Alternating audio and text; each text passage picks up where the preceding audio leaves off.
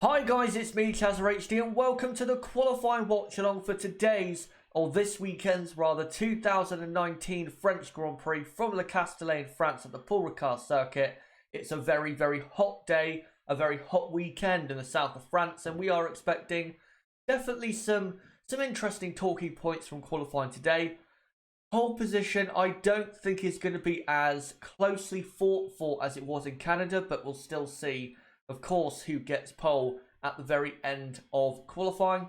But also, there looks to be a great battle between P5 and P10 on the grid for those positions. So it's looking very close on the grid, or, you know, this weekend in France. And I think we are in for definitely, at some points of the grid, an interesting qualifying here today in France.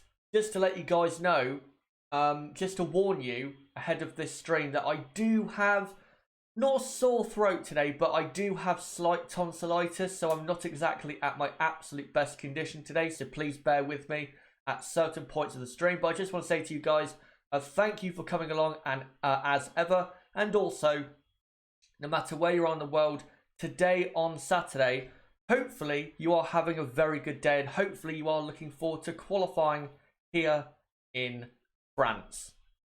But of course, there has been a practice session today, practice 3, and let me now get into that practice session and look at the results of what happened. And these results might be an eye-opener as to what could happen in qualifying. Let's take a look at them right now. So of course, obviously, at the top are the two Mercedes. Valtteri Bottas fastest from Lewis Hamilton in second. Third, Charles Leclerc. Fourth is Sebastian Vettel. Ferrari definitely look as though they're going to be on the second row of the grid.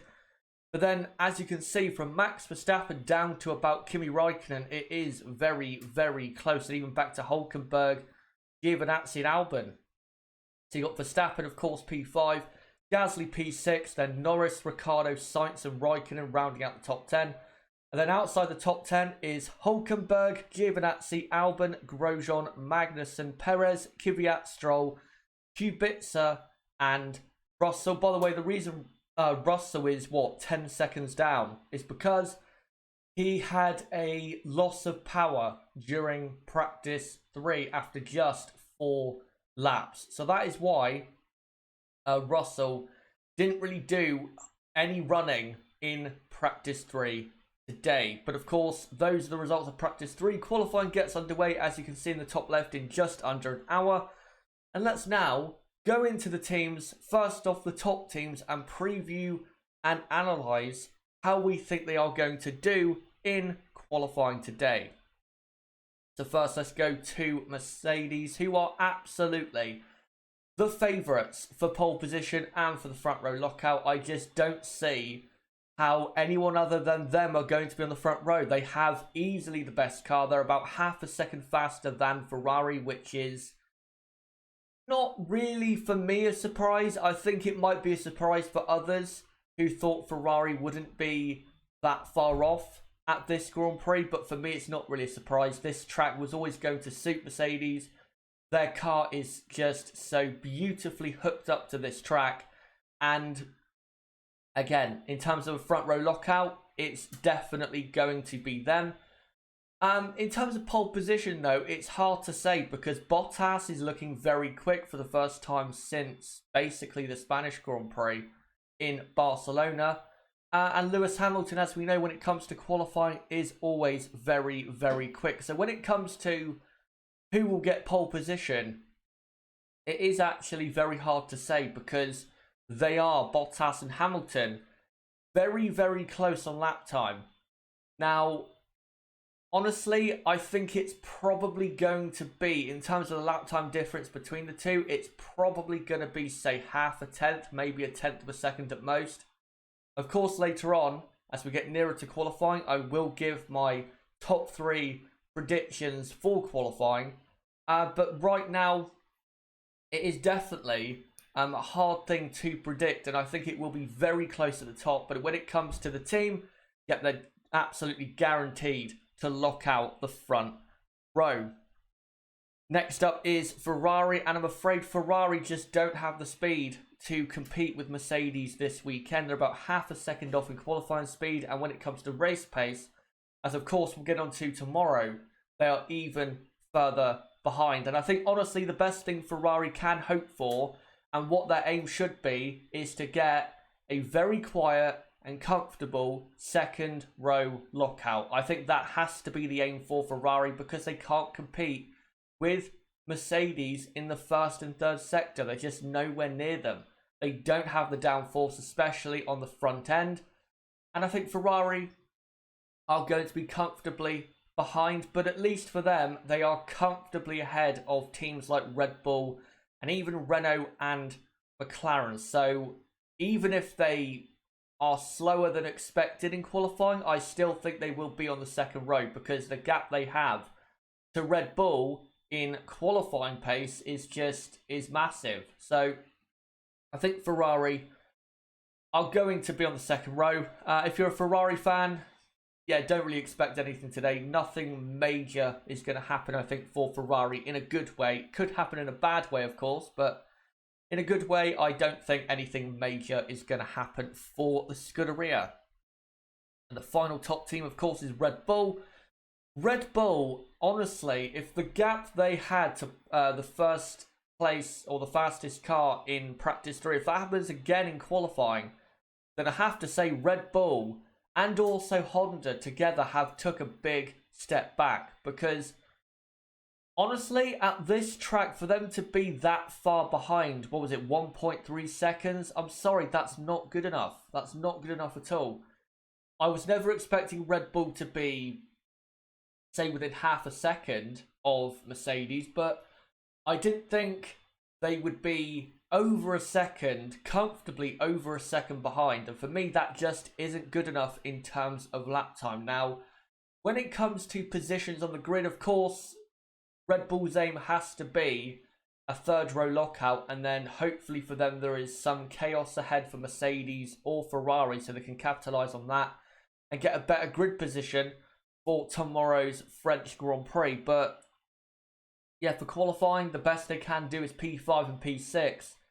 But they honestly do also look under threat from Renault and McLaren, which I have to say is quite alarming. Not from a Red Bull point of view necessarily, but more so from a Honda point of view, because I think that's where Red Bull this weekend kind of, and also in Canada, have really been falling back in, is power. Of course, this track is definitely more important when it comes to the aerodynamics or chassis of the car. But also, there is a sector of the track where power is very important, and that is the middle sector. And I think the Honda is giving a lot of straight line speed away to even the Renault powered cars, and definitely the Ferrari and Mercedes powered cars. So Red Bull looking not that great going into qualifying. And again, as long as they can get a third row lockout, I think that's good enough for them. But that's not even a guarantee. And as we've seen with Pierre Gasly this season, if he continues to lap quite a bit slower than his teammate in qualifying, I think Gasly again could end up being out-qualified by a midfield car. I honestly think that, because Lando Norris, Carlos Sainz and Daniel Ricciardo this weekend have consistently looked very, very quick. So yeah, Gasly really under threat. And I think Red Bull, definitely with one car, are under threat from McLaren and Renault. But those are the top teams. Guys, right now, in the live chat, let me know for the top teams, what do you think they are going to do in qualifying today, and what do you expect from them in qualifying for Mercedes? Do you think they will be dominant on the front row? I don't think you could really doubt that. And who do you think is more so likely to get pole? Also for Ferrari, do you think it's going to be a second row lockout? And do you think they'll be comfortably behind Mercedes and comfortably ahead of Red Bull? And for Red Bull, do you think there's a possibility that they could be out-qualified by a McLaren or even a Renault? Let me know in the live chat, and I'll make sure for the next 10 minutes or so to read out as many comments in regards to those questions and topics as possible. Just want to say though, don't forget to subscribe for more content like this, as Don't forget, guys, shortly after this watch along finishes in a couple hours' time, I will be uploading a review of qualifying, about a 10-minute review of qualifying right after the watch along finishes. And also, don't forget to subscribe for more watch alongs like this, because tomorrow's race watch along is the only watch along for the French Grand Prix that you can catch on YouTube. So make sure to subscribe for that. Bottom right of the screen, you can do it right there, or go to my homepage, subscribe, and hit the notifications bell. And also, don't forget to hit this video with a like as well. But I think, as you guys can tell, my throat's not in the best condition, so I'm going to quickly have a drink, and then I'll get to reading some of your comments.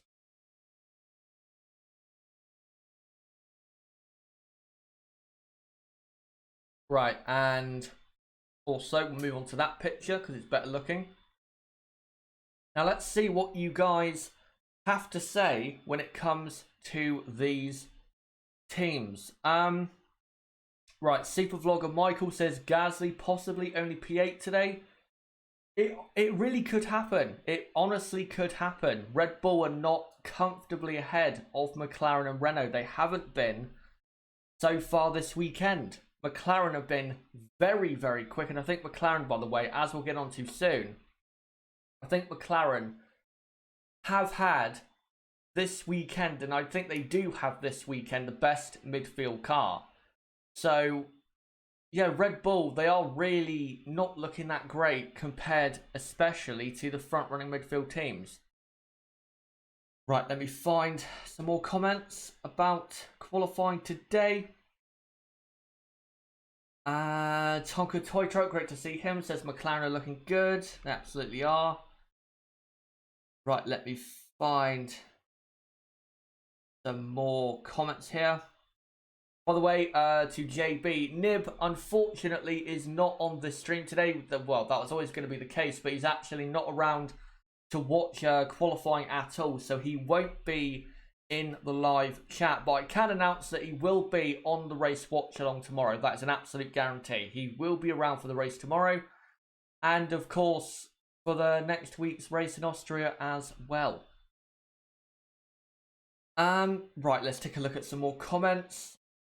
Sebastian says, I disagree with you saying Mercedes are quicker in Sector 1. If you look at if you look at P3, Ferrari were 2 tenths quicker through Sector 1 and 2, but lose so much in Sector 3.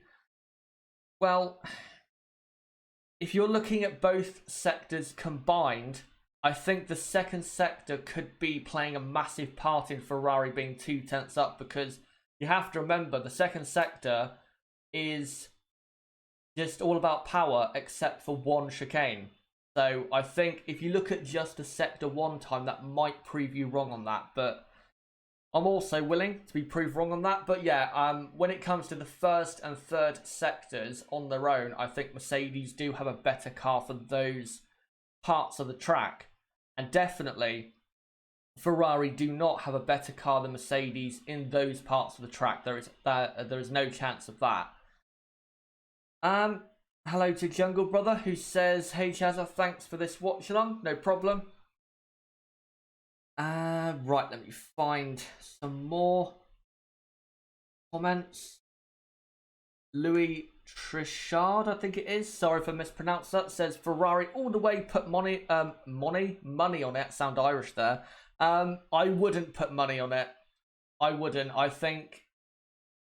I don't think they have a chance. I really don't think they do. They just don't have the type of car that can be quick here. I think if you bet on a Ferrari pole for next week's race in Austria, I think you could really, be in for a winning situation. But this weekend, no way. No way at all. Right, let me find a few more. Tonka Toy Truck saying hoping Gasly can hang on to P6. Well, hopefully, yeah, he can, but it's more so hopefully from the Red Bull side than from Gasly's side, because Red Bull do need their cars on the third row, because I actually think Red Bull despite being so far off in terms of one lap speed for obvious reasons, I think in not the qualifying, I think in the race tomorrow, I think Red Bull, definitely with Max Verstappen, will be right there for a podium, because if anyone looked at the race pace from yesterday during the race simulation during practice 2, by the way, I did a practice 2 watch along yesterday. If you haven't seen it, make sure to check it out. It's in the description down below. The Red Bull did have, with Verstappen, better race pace, and Mercedes were about second clear of Ferrari. So in terms of setting up for the race, I think as long as Red Bull again can just lock out the third row and then for tomorrow's race get a decent enough start, then they really should be in there for a possible podium in tomorrow's Grand Prix. Right, let me find some more. Eddie Webster, do you think Hamilton will get a penalty? Well, no, because it's already been announced that he won't get a penalty for that incident in practice 2 of Max Verstappen, and he shouldn't have got a penalty because it was nothing. It was absolutely nothing, and I can't believe there were actually people out there that thought that was a penalty. It was not a penalty in a million years. Not in a million years. Super blogger Michael says Leclerc take his maiden win in Austria. Well, it's a lot more likely to happen in Austria than it is this weekend, I can tell you that. I don't see how it can happen this weekend unless Bottas and Hamilton collide. Because even if Mercedes have some kind of, I don't know, loss of power during the race, they might be so far ahead that they might still finish on the podium. Or might still, you know, win the race. That's how quick I think they are going to be tomorrow, and that's how quick I think they are, honestly, in qualifying. Right, let me find, say, a couple more comments, and then we'll get on to the midfield. Andrew Chevrier, I think it is, asks, do you think Albon or Kvyat has a better chance at getting Gasly's seat? Well, if you haven't, by the way, seen my Pierre Gasly video that I uploaded last Thursday, where I basically illustrated why for me Pierre Gasly should be dropped, I said in that video, and I still think this, that you'd have to say, based on the season so far, you'd have to say Danny Kvyat, because Kvyat has been very good this season. He really has. He's been consistently in that top 10 kind of area, and is currently on a points streak. He scored points in Spain, Monaco, and Canada. And Albon hasn't scored any points since Shanghai, I believe. Or no, since Monaco. But Albon hasn't been as consistent when it comes to being in that top 10 like Kvyat has. So for me, it'd have to be Danny Kvyat, and I would definitely like to see that. And I think Kvyat honestly would do no worse than Gasly, and I think would definitely be better than Pierre in that Red Bull. Hello to Francisco, great to see you here. Right, let me find a final comment and then we'll go on to the midfield. Nick Dubbin, have you seen the trophy? We all definitely have. It's a very interesting trophy. And JB asks, do you think Bottas and Hamilton will collide this season?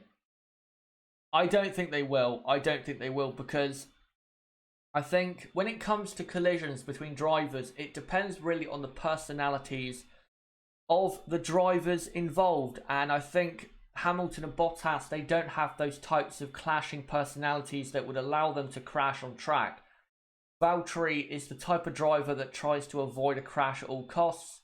Lewis Hamilton, of course, can sometimes go a bit too far. But yeah, I think because Bottas tends to be very cautious, I don't think that's going to be a thing that will happen this season. And I don't think Lewis Hamilton and Valtteri Bottas are going to be that close on track for the rest of the season to be colliding on track. But we'll see, of course, could be proven wrong on that. But now, let's get into the midfield. Now, Renault, start off with them.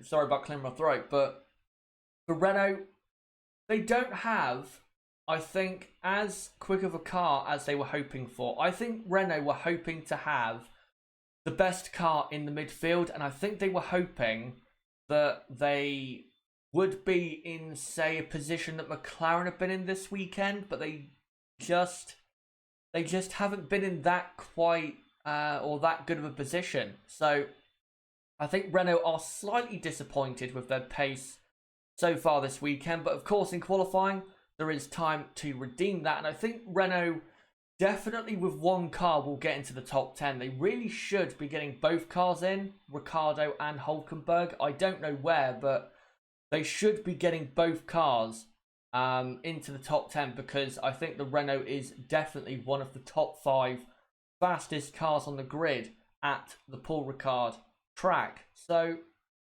as long as Renault get both cars in the top 10, I think that's good enough. And I think Daniel Ricciardo for Renault, if he performs well like he has been as of late, I think Ricciardo is probably going to end up qualifying inside the top 8. It will be tough to beat the two McLarens, because the two McLaren drivers and the McLaren car this weekend has been very good. But yeah, I think Renault, as long as they get a top 10, I think that's good enough. And then in tomorrow's race, they should be, as they normally are, more competitive on race day than they are in qualifying. Next up is McLaren. McLaren, for me, have the best car in the midfield this weekend. They've consistently had that. Lando Norris this weekend has been incredible. P7 in practice 1, P5 in practice 2, I believe, and then P7 in practice 3. Very, very good. And I think Norris is definitely the one to watch in qualifying today. He could, if he really pulls out a great lap in qualifying and the McLaren car is as competitive as it was in final practice, he really could be on the 3rd row of the grid. He really could be. That's how quick the Red Bull car is. So, yeah, I think Norris is looking very good. The McLaren car, of course, looking very good. Carlos Sainz also, let's not forget him. He has consistently been a top 10 runner and even at times a top 8 runner. So I think Carlos Sainz is definitely going to be in there as well. I don't know where exactly he will be, but I think definitely McLaren are going to get both cars into the top 10. I don't think there's any doubt about that. I think the aim for McLaren realistically has to be a 4th row lockout. Yeah, they could get onto the 3rd row if Pierre Gasly is, again, not good enough, and if Max Verstappen in the Red Bull doesn't have enough pace. Yeah, they could get on the 3rd row, but realistically, it is Red Bull's 3rd row. So as long as McLaren, for me, lock out the 4th row, I think that is honestly good enough. Going into tomorrow's race in France. Next up, though, is Alfa Romeo. You have to say this weekend have been pretty good. They've been definitely better than they were in Canada. They definitely look better, which is actually quite a surprise, because I thought in Canada this car would go better, because I thought the Canadian Grand Prix track suited the Alfa better than the Paul Ricard track, but that's just the way it is. But I think when it comes to qualifying today, I don't think you can expect Alfa to be in the top 10. I think it wouldn't be smart to expect that. It would be great if Kimi could get in the top 10, but I don't think, again, it is something to be expected. Hopefully for Alfa, they can do that, because even though I don't think realistically they have a chance anymore of P4 in the Constructors, I think if they can start to turn it round soon, I think they definitely do have a chance of, say, P6 in the Constructors. I think that's definitely a possibility. So if they can turn it around today and going forward into Austria and then Silverstone and obviously Hockenheim, Hungary and the races after that, then Alfa, I think, will start to get nearer to teams like Racing Point and Toro Rosso. But when it comes to qualifying today, I wouldn't expect a top 10 qualifying position for Alfa Romeo. I definitely would not expect so. Hopefully they get it, but again, it's not really something to be expected. Next up is Haas, who I can guarantee you will not be in the top 10. I can guarantee you, because their car this weekend has been so bad. The car is awful in the parts of the track where you need good grip, especially in the final sector. It's got to the point in the final sector because of the tyre situation and because the track is so hot. It looks as though Haas are actually struggling with tyre wear on their qualifying run rather than on their race run where you normally would have tyre wear. That's how bad it is for Haas. Of course, there are other teams that are struggling with that, but definitely not as much as Haas. Haas are really killing the tyres this weekend. And I think because of just how they are and how the Haas car is right now, I just don't see how they get into the top 10. I really don't see how they do so. Romain Grosjean yesterday described his Friday as the worst Friday ever, and he was, Romain, terrible on Friday. Kevin was definitely better, but didn't do massively better than Romain did. So I think, yeah, for Haas, they're probably going to be P14, P15. I just don't see how they can get into the top 10 because McLaren, Renault, and I think Toro Rosso have a faster car this weekend in qualifying trim, and probably Alfa Romeo as well. I think Haas, honestly, are competing with Racing Point, and don't be surprised if both Haas cars get knocked out in first qualifying. That could happen. That really could happen. I think Romain Grosjean is very likely to get knocked out in Q1 with, say, the 2 Racing Points. But yeah, Haas, their car is so bad right now. So bad. And that is exactly why I have been saying for the last week or so that Haas F1 have no chance of P4 in the Constructors because they are way too inconsistent of a team and their car just isn't good enough. It's not good enough over a season to be in that type of position. Next up is Toro Rosso. Of course, one of the drivers, Danny Kvyat, does have a grid penalty and he will be starting the race tomorrow from the back. So Toro Rosso really have only one car to concentrate on for qualifying, and that is Alexander Albon. And Albon this weekend has actually been not too bad. Been, say, in and around that top 10, at times right on the outside of it. And I think Albon is definitely an outsider when it comes to getting in the top 10. I don't think you can, say, expect him to get in there. I think the Toro Rosso car is quick, but I don't think is, say, quite as quick as the McLaren or Renault, or even possibly the Alfa. But I think Albon, he's likely to finish in a P12 or P13. I think definitely for race day, Toro Rosso are going to be very strong, and I think Albon is very likely to score points for Toro Rosso on race day. But for qualifying, Toro Rosso, they have a decent enough car, but it's not going to be a good enough car to get into the top 10, in my opinion. Hopefully Albon can do the best he can. Definitely, hopefully, he can do better than he did in Canada. Because in Canada, in qualifying, he was actually, I think, quite disappointing. So, yeah, hopefully Albon can be a bit better in qualifying. And he really should, because you have to remember, Canada, at that track, the Circuit de Gilles Villeneuve, that was his first ever race weekend at that track. He has raced at Paul Ricard before, for example, last year in F2. So Albon should definitely be better than he was a fortnight ago. And the final midfield team is, of course, Racing Point. Racing Point, I think, do have the slowest midfield car. I don't think they really have any possibility of being anywhere near the top 10 or even anywhere near P11, P12. They just don't have a good enough car. And this team is desperately waiting for that massive upgrade that they are going to bring to Hockenheim at the end of July. So, Racing Point are, well, most likely going to be knocked out in first qualifying with both cars. I think Lance Stroll will definitely be knocked out in first qualifying, because if the car is as bad as it is, with Lance Stroll being as bad as he is when it comes to qualifying, I just don't see how he can possibly do any better than P16. And kind of the same goes for Sergio Perez as well. So not looking good for Racing Point, but it's not exactly a surprise. The only thing that is kind of surprising, I guess, is that Alfa Romeo have pulled, say, this weekend so far comfortably ahead of them. That is a small surprise, but in terms of Racing Point this weekend, I don't think it's a massive surprise where they are around abouts on the grid. And then, of course, finally is Williams, who are going to be at the very back. But guys, right now in the live chat, let me know for the midfield, what do you think is going to happen? Do you think Renault and McLaren will be the two quickest midfield teams? Who do you think will be the quickest midfield team today in qualifying?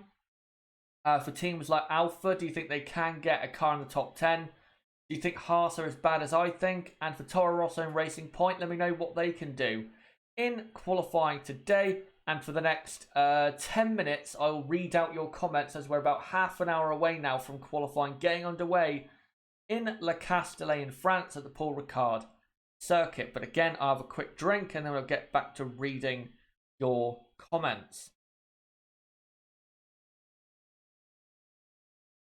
Right, so now let's take a quick look at what you guys are saying. McLaren for sure quickest with Norris, says Francisco.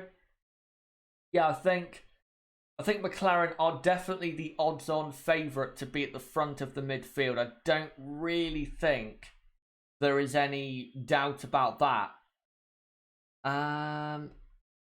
Right, let me find some more comments here. Jedi Master, imagine Williams did a few upgrades and qualified P1 and P2. Right, let me see the other comments here in the chat. Regan's Travel says Kimi still has it. Absolutely still has it. And I will say, yes, Kimi Räikkönen has not finished in the top 10 since Baku, but you have to remember that does coincide with the Alfa Romeo car really getting worse after the Spanish Grand Prix. So I think you have to remember that the Alfa Romeo car is not exactly in a position where Kimi can be in the top 10 like he was in the first 4 races. If the Alfa Romeo can be, say, a top 11, top 12 runner, I think Kimi Räikkönen can, because he's very good, still at, what, 38, 39 years old, I think he is? Or maybe even 37. I don't know how old exactly he is, but he's very old compared to the other drivers on the grid. But as long as his car, again, can be a top 12 runner, I think Kimi can, because of how good he is, be a consistent top 10 finisher in qualifying in the race. But the Alfa in Spain, Monaco and Canada was not that. It was not that. The best the Alfa could do really at those races was like a P14. And that, of course, is not going to be good enough. I mean, yeah, we've had drivers like Lance Stroll come back from further on the grid, but you can't be expected to come back from that far back on the grid at every race or even any race and come through and score points. You've got to really be a top 12 runner if you're going to score points and have a really good, say, opportunity of doing so. So, yeah, there you go on Kimi Räikkönen. Francisco says Kimi is 39. Yep, I thought he was 39, but I wasn't entirely sure. Ronan Brady says, hello Chazza, my official boycott has started, but I will still continue to listen to your good coverage. Thank you for that. Sebastian says, this weekend shows Honda has not made progress to Mercedes and Ferrari. If this continues into next year, Max will likely leave to Ferrari or Mercedes. Yeah, if Honda continue with that lack of power, then yeah, Max will leave. But I think people are, say, jumping the gun. I think we are getting a bit too ahead of ourselves. Yes, Honda, right now in terms of power, aren't looking good. But look at last season. At the start of 2018, they did improve a lot on 2017, but if you look at the difference between the Honda power unit at the start of 2018 compared to the end of 2018, it was a massive difference. And there's still plenty of time in the season for Honda to bring new parts to the power unit and increase the power. There's still plenty of time. And remember, Honda do have a massive workforce back in Japan. And they do put an absolute ton of money into their power unit. So don't count out Honda improving as the season goes on. I think at the start of this season, Honda started off with a good power unit, and I think they did have more power than Renault, only just. But I think after Canada, I think that's where Renault has, at the moment, overtaken Honda in terms of power. But I think in the first 4 or 5 races, Honda were fine, but definitely in the last couple of races, not looking that good in terms of power. But again, once we get to, say, Spa and Monza, Honda, I'm sure, are going to bring a massive upgrade for that. And they'll obviously bring a massive upgrade for their home race at Suzuka, the Suzuka Special, as it's famously coined by Honda. So don't count out Honda. Don't count them out. They can definitely still improve, considering, again, the amount of money they do put into their power unit technology. Right, let me take a look at some comments. Ronan Brady says, and yep, makes a good point, and it is true that Honda does have an upgrade for this weekend.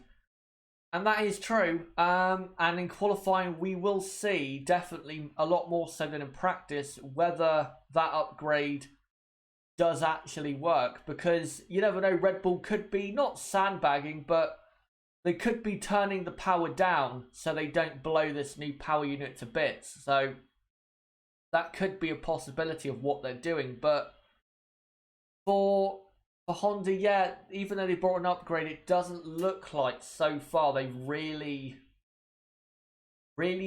improved that much.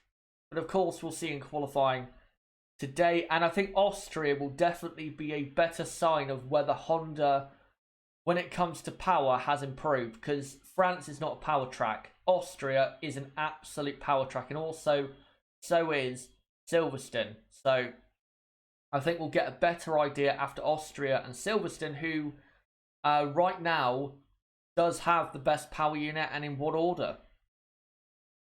Right, I'll read out a couple more comments and then we'll get on to my predictions for qualifying. By the way, MCL13, as I just said, I'll get on to my predictions for qualifying in just a moment.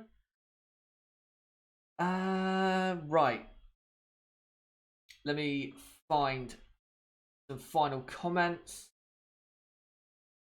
Let me just find some good ones here. Lando for pole, do you agree? It'd be incredible if he did, but he won't. Velusi, I think it is, says, I thought Bottas and Ferrari were in with a shout this season with Verstappen as a dark horse, but Hamilton has been on a tear. Leclerc is one for the near future. Coming into this season, I thought it would be Hamilton and the 2 Ferraris right there with him, and then Verstappen, you know, right in there at times, but not on a consistent basis. But as you said, as like a dark horse. And I didn't think, honestly, Bottas would be a factor this season in the championship. But Mercedes, of course, have got the new 2019 regulations right, and credit to them. You can't say that the new regulations were deliberately designed for them.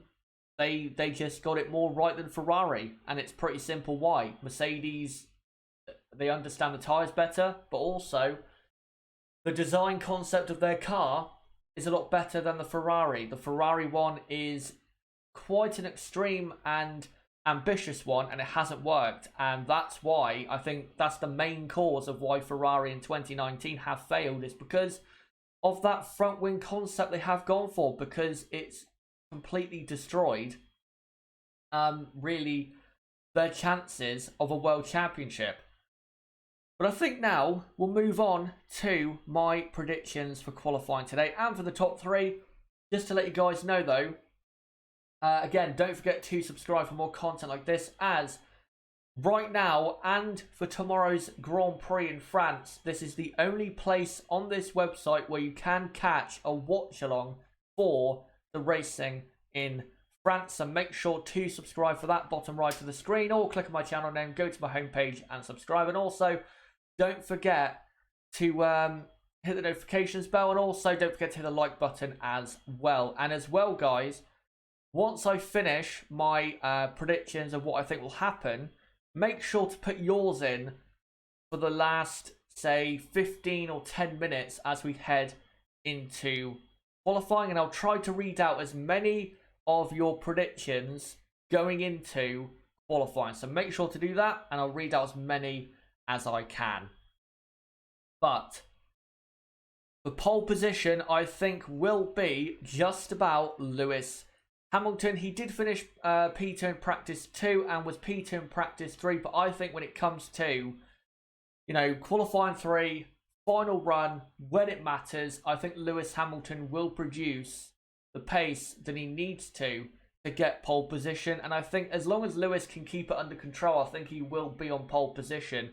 It will be close between him and Bottas can definitely get pole position. There's no doubt about that. But I think Lewis will just about, because he is the better driver, and I think is also clearly the faster driver. Maybe not this weekend, but overall as a driver, he is the faster driver. I think he will pull out a great lap and get pole. If he does get pole, it will be his second consecutive pole position in France, and it will also be the team's second consecutive pole here in France. In second is going to be Valtteri Bottas. Again, he will be very close for pole position, but I don't think he will get it. I think he will just about miss out when it matters most. And yeah, he'll finish in second because the car is so good. I don't see how he can finish any lower than P2 today. Even if he has a Canada-like qualifying, I think he'll still finish in P2. Maybe be closer to the Ferraris, but he'll still finish in P2. Because that car is so great around this track. So I think Bottas will be in P2. As Valtteri, by the way, if he does get pole, it'll be his first pole in France. And Mercedes are also looking to get their second consecutive 1-2 in qualifying at Paul Ricard and in France. So hopefully for their sake, they do get it. And in third place, I'm going to go for Charles Leclerc in the Ferrari. The reason I'm going for Leclerc is because this weekend, he has been better than Sebastian Vettel. Vettel has looked a bit ragged at times. Leclerc, despite the car not being that good, has looked pretty settled in that car and has looked, I think, pretty good so far this weekend. And I think also Leclerc is better around this track than Sebastian is. I don't think this is the type of track that Sebastian really goes well on. I think other tracks like Silverstone and even Austria are better tracks for Sebastian Vettel than Paul Ricard track. So I think Charles Leclerc will be in P3, and hopefully for him, he can be in P3 because his qualifying as of late has just not been good enough. It really has not been good enough. I mean, I know in Monaco he was destroyed by his own team there, but in Spain, Shanghai, Australia, Canada, just wasn't quick enough. So hopefully for Charles, he can get his act together when it comes to qualifying, because I think he really does need to start doing so, because he has had enough time, I think, to really, get his act together when it comes to qualifying and be closer to Sebastian Vettel than he has been at times in 2019. So I think Leclerc really does need to start getting on top of that, and I think he will today in qualifying at Paul Ricard, which is kind of a home race for him because it's not that far away from Monte Carlo, is the Paul Ricard circuit. But yeah, that's my top three. And then in fourth, of course, will be Vettel. And then fifth, Verstappen. And then in P6, I'm going to go for Lando Norris. I think Gasly will drop back because Gasly, quite frankly, for me, is not good enough. But guys, right now, for the next 15 minutes in the live chat, let me know who are you going for pole, who are you going for second and third, and also let me know the rest of your top 10 in, P4, P5, 6, 7, 8, 9, 10. Let me know what you think will happen, and I'll read out as many predictions as I can, as we are now very, very soon going to be getting into qualifying in about 15 minutes time at what I have to say is a very hot track.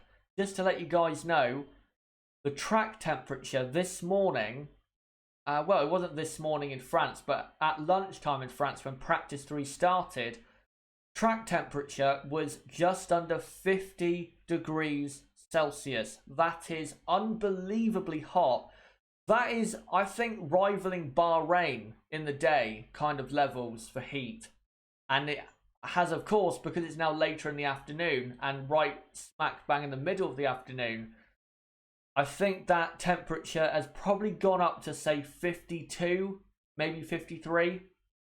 So it's really going to be a very hot, sweaty qualifying for the drivers, and also the cars, I think, are definitely going to suffer a bit, especially with tyres and brakes today in qualifying. But yeah, in the live chat, let me know what you think is going to happen in qualifying, and I'll quickly take another drink, and then we'll get into what you guys think will happen for the next 13 minutes.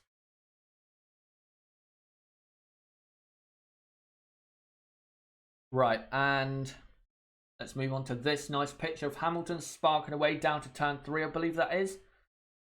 And let's see what you guys have to say in terms of what will happen. By the way, hello to Dexter Hall, great to see you here. And I can already see the predictions flooding in.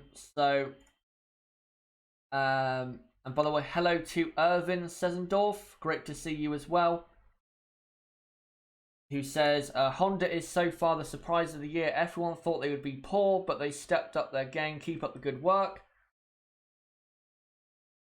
I wouldn't necessarily say they have been the surprise of the season, but I think they've been better than people have been claiming. I don't think they've been as bad as people think. I mean, yeah, in Canada, they were lacking power, but that's one race. So, yeah, I don't think people should be rating them as badly as they have been. But right. Let me... Hold on a minute. I just need to go on Twitter because apparently Hamilton has an issue. So let me get that up a minute. I won't be able to show it on screen, of course, but I can get it up on my Twitter to see what's going on. So hold on a minute, guys. I'll read all your thoughts out in a moment. Just want to see. So apparently, right, let me just have a look. Right, so from Albert Fabrega, I think he works for Spanish TV. I think he does. Says problems for Hamilton mechanics working flat out on the car. Gearbox is now in. Only 40 minutes to qualifying, and that was half an hour ago. So, well, we'll see what happens. Hopefully Hamilton does get out on track, but that's interesting. But yeah, let's get into reading this now. I'll read out Charman's, even though it's a full meme prediction. It says Stroll first, Kubica second, Scott Speed third, safety car fourth, and Takuma Sato fifth. Right. And by the way, great to see Warren M as well here. Right, so Scott 1888 says Hamilton on pole, Bottas second, Vettel third. Right, let me find some more. Sebastian says on pole will be Bottas from Hamilton second and Charles Leclerc in third.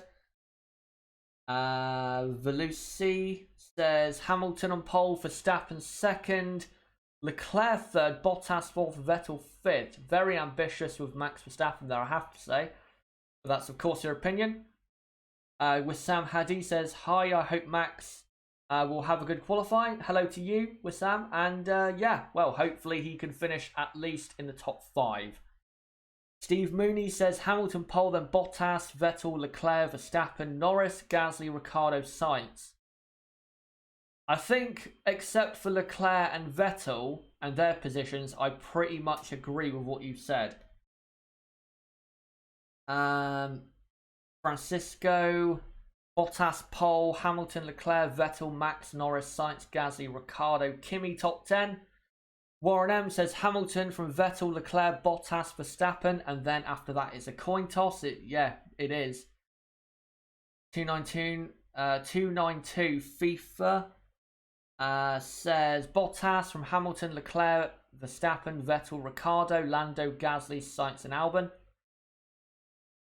Right, let me find some more. Pretty sure there is more. Yep, Irvin Sessendorf, Hamilton on pole, Bottas second, Verstappen third, Vettel fourth, and Leclerc fifth. Talking of Leclerc, there he is. James L. Law, let me go back to his comment, just went past it. He says Hamilton on pole, Bottas second, Leclerc third, Vettel fourth. Tonka says Bottas from Lewis, Leclerc, then Vettel fourth, Max fifth, Gasly sixth, and then he goes, I think, for a full grid. I think Sainz, Norris, Daniel, Hulk, Kimi, Perez, Stroll, Giovinazzi, Russell, Kubica. Sanita says Vettel from Leclerc. They're going for Ferrari 1-2 there. I wouldn't bet on that, but that's your opinion. Hamilton third, Max fourth, Valtteri fifth, then Carlos, Lando, Pierre, Ricciardo, Kimi. Zulu Pyro says Hamilton from Bottas, then Vettel, Leclerc, Verstappen, Ricciardo, Norris, Hulkenberg, Gasly. That Derpy Muffin says Bottas on pole from Hamilton second, Vettel third, Leclerc fourth, Max Verstappen fifth. Let me find some more if I can. Super Vlogger Michael says Carter Kane first, Ocon second, Fisichella third, Heidfeld fourth. Oh, that's a good one. Right, let me Shaman LP says Chazza HDF1 for pole, because he is number one. Thank you for that. Robert says new prediction, Bottas, Vettel, Leclerc, Hamilton 20th. It doesn't say Hamilton won't get out on track. It doesn't say he won't get out on track. So I need to stress that. Lewis Hamilton, if you were to ask me right now, I would say he probably is going to make it on track. But I think, of course, going into qualifying, that's not what you want. Rushing around, panicking. But I think, what happened in the build-up to the race in Canada where they had a hydraulic issue, I think that was a lot more worrying than this, by the looks of it. Thomas Hill, Hamilton from Bottas, Vettel, Leclerc, Norris. Jules Kirstens, I think it is, says Hamilton from Vettel, Leclerc, or from Vettel, Verstappen, Bottas, and then Gasly, Norris, Sainz. Let me find some more. Nancy M says Bottas from Hamilton, Leclerc, Vettel, Verstappen, Ricciardo, Gasly, Norris, Hulkenberg. Let me see if there's any more. Sebastian Wagner says Leclerc on pole from Bottas second, Hamilton third, Vettel fourth. I always get confused by the VET and VER of Vettel and Verstappen, but Vettel fourth and Norris fifth. Condogs Trains, very interesting name, says Hamilton on pole, Bottas second, Vettel third. RTT says Bottas from Vettel, Leclerc, Verstappen. And I think that's all the predictions that I can find at the moment. If you haven't put yours in, then make sure to do so, and I'll try to read out that prediction if I have not already. So yeah, if you haven't had yours read out or you haven't put yours in yet, then make sure to do so and I will read it out. Here's your final picture before we go to Twitter. Now 5.5 minutes away from the start of qualifying at Paul Ricard. A very hot Paul Ricard where, well, it's going to be, I think the first two parts of qualifying are going to definitely be interesting, and I think we could see not massive surprises, but I think we could see definitely some surprises. Maybe some cars that have been, competitive this weekend. Could end up a bit lower than they have been in practice so far. Maybe a McLaren, who knows? Maybe Pierre Gasly will be terrible at his home race and he will qualify outside the top 10. You never know. Could happen. And in 5 minutes' time, we will find out in France.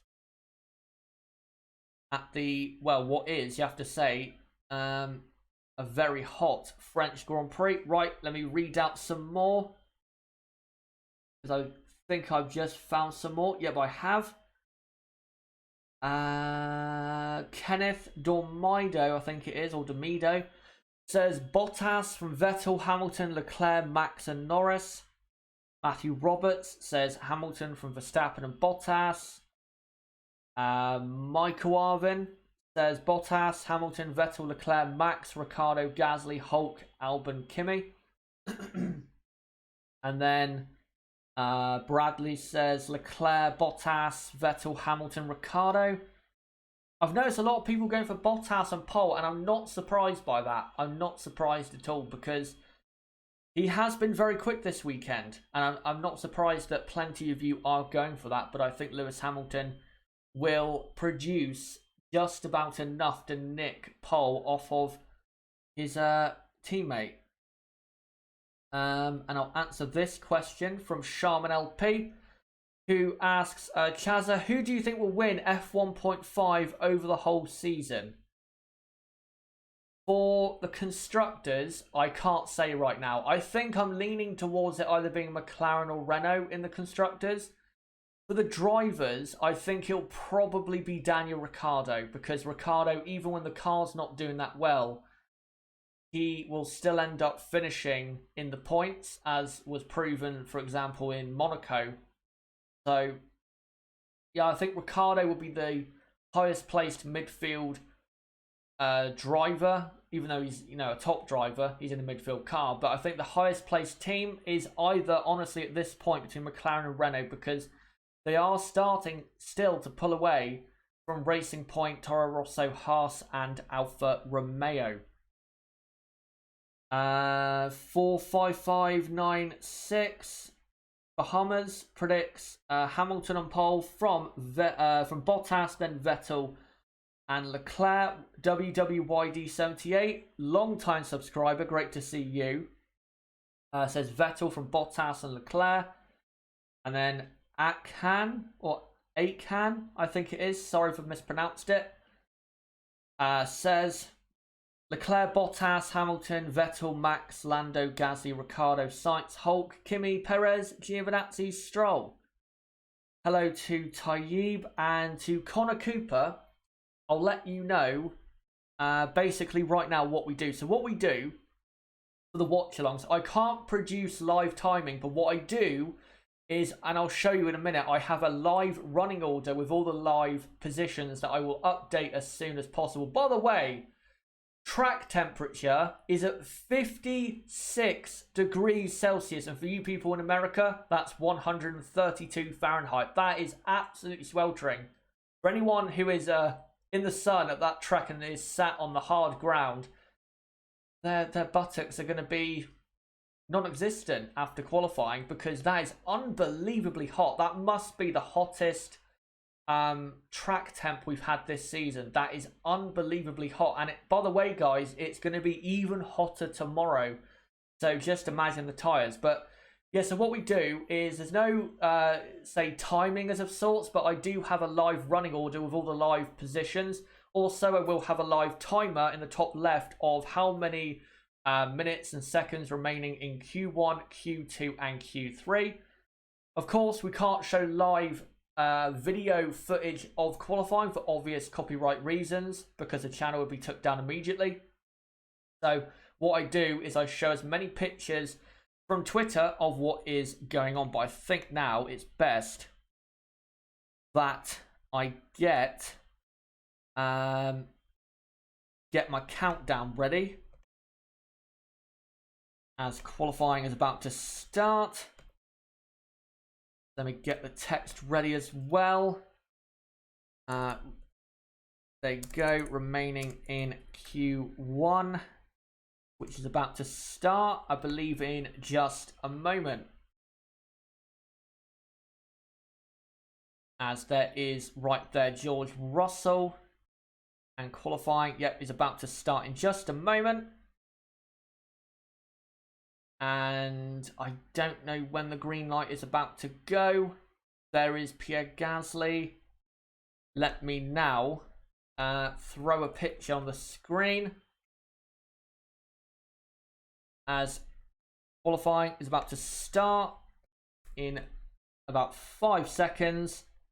And it starts right now. The qualifying is now underway. And I'll get the running order up. By the way, this running order is not the live one. This is from practice 2 yesterday as Perez, Kvyat and Russell now come out onto circuit.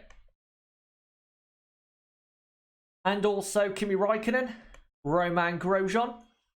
So plenty of drivers getting out there. And on this outlap is actually going to be very important during the session because you are going to have to crawl round and not take any life out of your tyres because tyres are really struggling this weekend. Really struggling.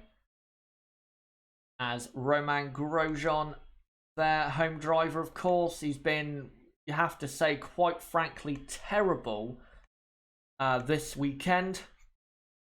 Hopefully he can have a better qualifying than he had in Canada and also have a better weekend so far than he's had so far. Here is a Mercedes. I'll put that on screen until I show a different picture for you guys. Yeah, we have now the two McLarens on track. Stroll, the two Williamses, Magnussen, Albon.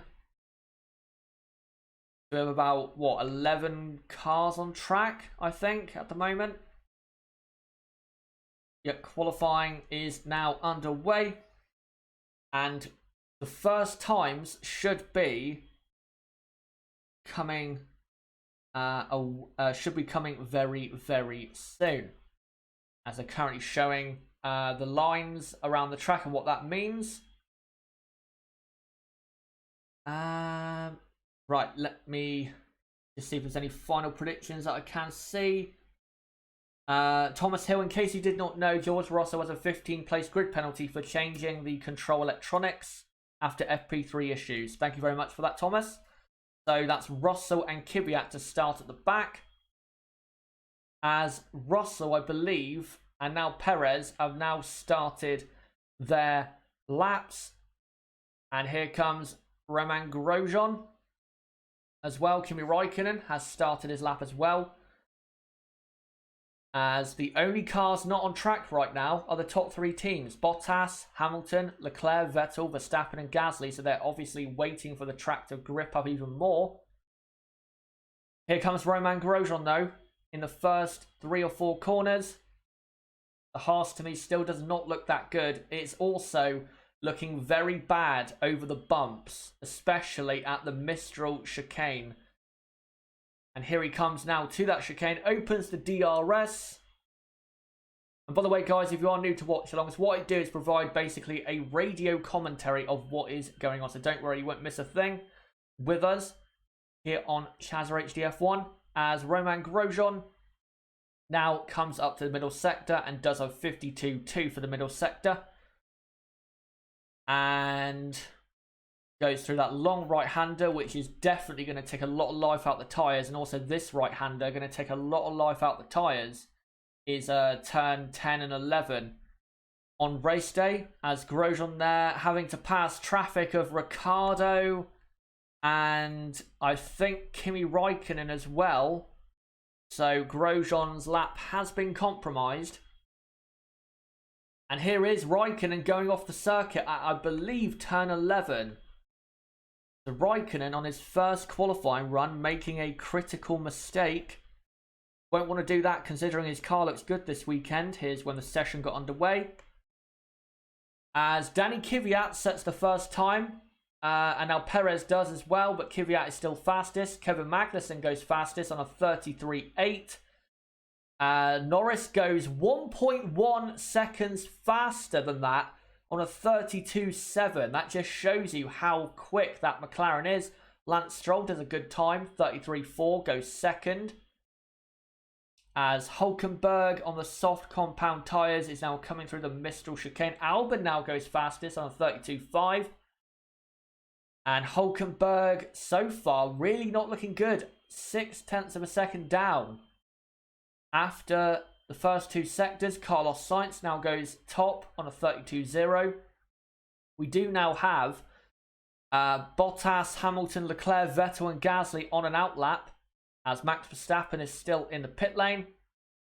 Hulkenberg there just had to pass, I believe, Charles Leclerc, who is on his outlap. Here comes Hulkenberg, though, to the final corner, as Antonio Giovinazzi nicely goes P2. Here comes Hulkenberg, opens the DRS on the pit straight, and Nico goes P5 over a second down on Carlos Sainz. And here is the replay of Raikkonen at turn 11. So there was a car on the inside, and that car, I think, will get a penalty for that. Who was it? Well, here's Grosjean. But who was the car in front of Raikkonen? Because I think that should be a penalty. Was it Ricciardo, possibly? If it was, then I think, or Hulkenberg, whatever Renault that was, then they should get a penalty because that was clear blocking. And that was actually very dangerous.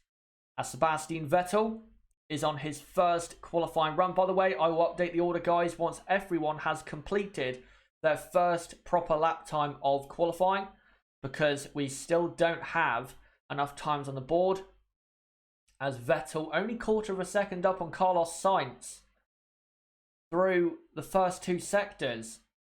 And here comes Vettel into the final sector. This is where Ferrari do struggle compared to Mercedes, as Charles Leclerc goes faster than Vettel in the middle sector.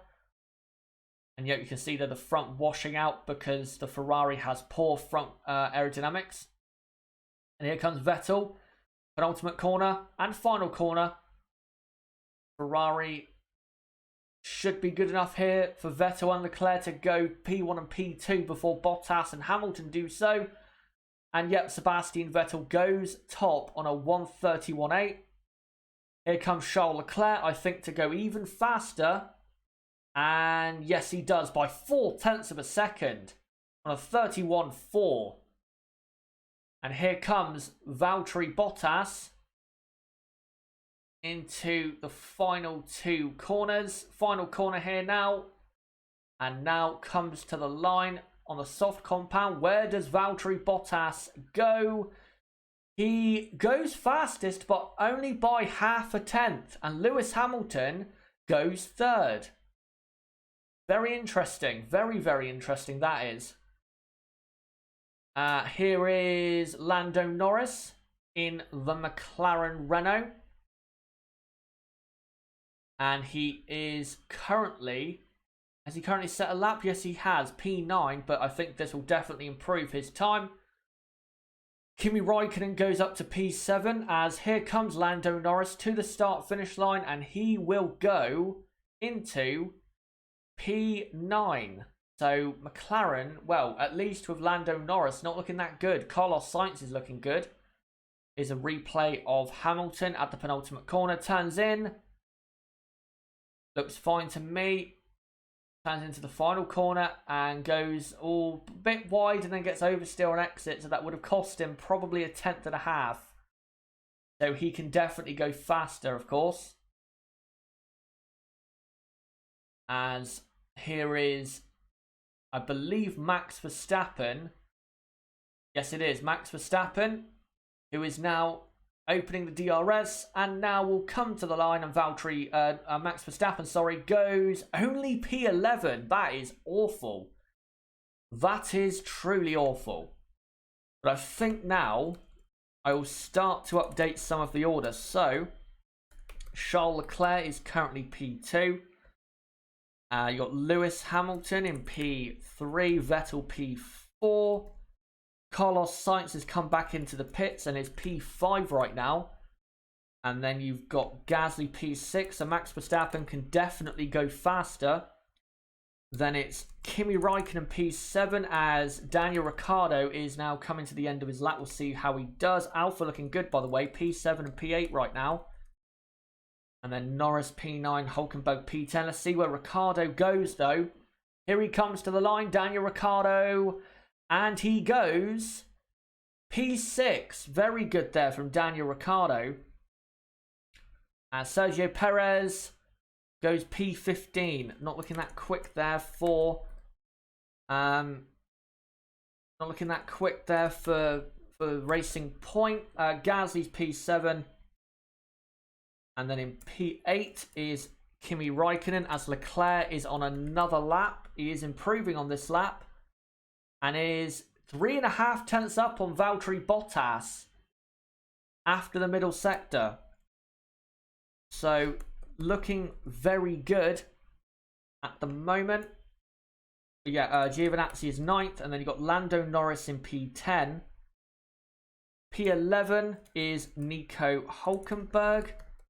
And then P12 is Alexander Albon. As Leclerc is now coming to the line. Lewis Hamilton also is very quick, a lot quicker than he was on his first run. Max Verstappen, by the way, will definitely have to improve because he's P13. And Charles Leclerc does go fastest by 7 tenths of a second. Great lap by Charles Leclerc. Grosjean is 14th, and then Perez is 15th. Here comes Valtteri Bottas to the line. And Valtteri Bottas goes fastest by 1/10 of a second. And Lewis Hamilton, I think, is about to smash that. As... just trying to say... Also, Stroll has just gone up to P15 ahead of his teammate Perez. Hamilton goes second, 1/2 tenth down. But Perez is 16th, and then you got Magnussen in 17th. Russell is 18th, surprisingly, ahead of Danny Kvyat. And then Kubica, of course, is at the very back. So let me quickly do the front order. So Hamilton is now second. And Charles Leclerc is back into P3, where he is expected to be, as Max Verstappen is doing a better lap so far. Yeah, that's the current live order with about 6.5 minutes to go. As Max Verstappen comes into the turn 10 and now in 11. And is now coming up to the final couple corners that are very long. I'm just going to try and post a different picture for you guys quickly. As Max Verstappen comes through the final corner. And Max Verstappen goes into P4. So good there for Verstappen. I'll update that right now. Let me just put this picture on screen. There you go. And now let me update that. So Verstappen up to P4. Vettel not looking that quick. So Vettel down to P5, and then you've got Carlos Sainz in P6. So the people in danger, by the way, are Perez, Magnussen, and Kvyat. Stroll at the moment is getting into Q2. But yeah, Ricciardo is P7, and then P8 is Pierre Gasly, and then it's Raikkonen, as Danny Kvyat is on another lap, and then it's Raikkonen and Giovinazzi at the back end of the top 10. And then Norris is P11. He should definitely improve from that. That's not good enough considering how good he's been this weekend. And then it's Hülkenberg in P12. And P13 is Alexander Albon. So that is the current live order, guys, with 4.5 minutes to go in qualifying 1, as Danny Kvyat is now coming to the Mistral chicane. He's come through it now, and now he comes up to the middle sector point. Let's see how quick he is compared to Stroll. He is, well, massively faster. He's only 1/2 second down on Valtteri Bottas. So very quick here from Danny Kvyat. Romain Grosjean also is improving his time, as Kvyat there passes the Ferrari of Sebastian Vettel on his outlap. Here comes Kvyat into turn 14. That Toro Rosso does look very good aerodynamically, if only it had more power. And now through the final corner, opens the DRS, and Danny Kvyat goes, where does he go? P6. So the track is really ramping up. And I think I will leave the order as it is until the end of qualifying 1 because I expect it to move around a lot. So Roman Grosjean goes up to P7. Yep, the track is really ramping up. So I think any of the top runners have to be wary of this because there are people going a second faster than they were earlier on. As Kevin Magnussen has done the fastest middle sector. That just shows you how much the track is gripping up. Here comes Kevin Magnussen to the line and goes up to P6. So now Nico Hülkenberg is at risk of getting knocked out. Carlos Sainz goes P4, only half a second off Valtteri Bottas, who is first, of course. Here comes Lando Norris. Where does he go? P4, a 30.9. McLaren looking very quick. P4 and P5 at the moment, as Vettel and Verstappen, by the way, are in the pits and everyone behind them is out on track. So if the track really does ramp up as much as I think it will, those two are really at risk of being knocked out. Because Magnussen and Grosjean, for example, improved massively on their first time. So, could see a shock here. Really could see a surprise. Thomas Hill asks, is Max Verstappen safe? I don't know, as look at that for traffic. About 5 cars in a row there going at the Mistral chicane. And yet, turn 11 incident involving Kimi Raikkonen and Daniel Ricciardo. That's where Raikkonen went off the track. Will be investigated after the session. I think Daniel Ricciardo is going to get a penalty for that. And I think, honestly, we'll see a replay, but I think he'll deserve a penalty for that. Because I think he definitely put Raikkonen off and blocked him. And also, they're going to investigate Kimi Raikkonen and Roman Grosjean when Raikkonen was coming back on the track, as Robert Kubica, I think that was there, or George Russell, went completely outside the white lines of the track. So that should not be allowed. But of course, it's the FIA. They are as consistent as anything. As we've got now Gasly, Raikkonen, Giovinazzi, Hülkenberg, Albon, Stroll, Perez, all on laps now. Well, Albon and Stroll and Ricciardo, as Ricciardo now starts his lap, but Albon and Stroll are still on an out lap, but they're about to start their final run in Q1 with half a minute to go. By the way, if Pierre Gasly doesn't get this run right, he could get knocked out in Q1 because he's not that far away from the drop zone, only about, I think, half a second. As George Russell here is now coming to the line. Where will he go? It's probably going to be P19. And no, he goes P17. That's great from Russell.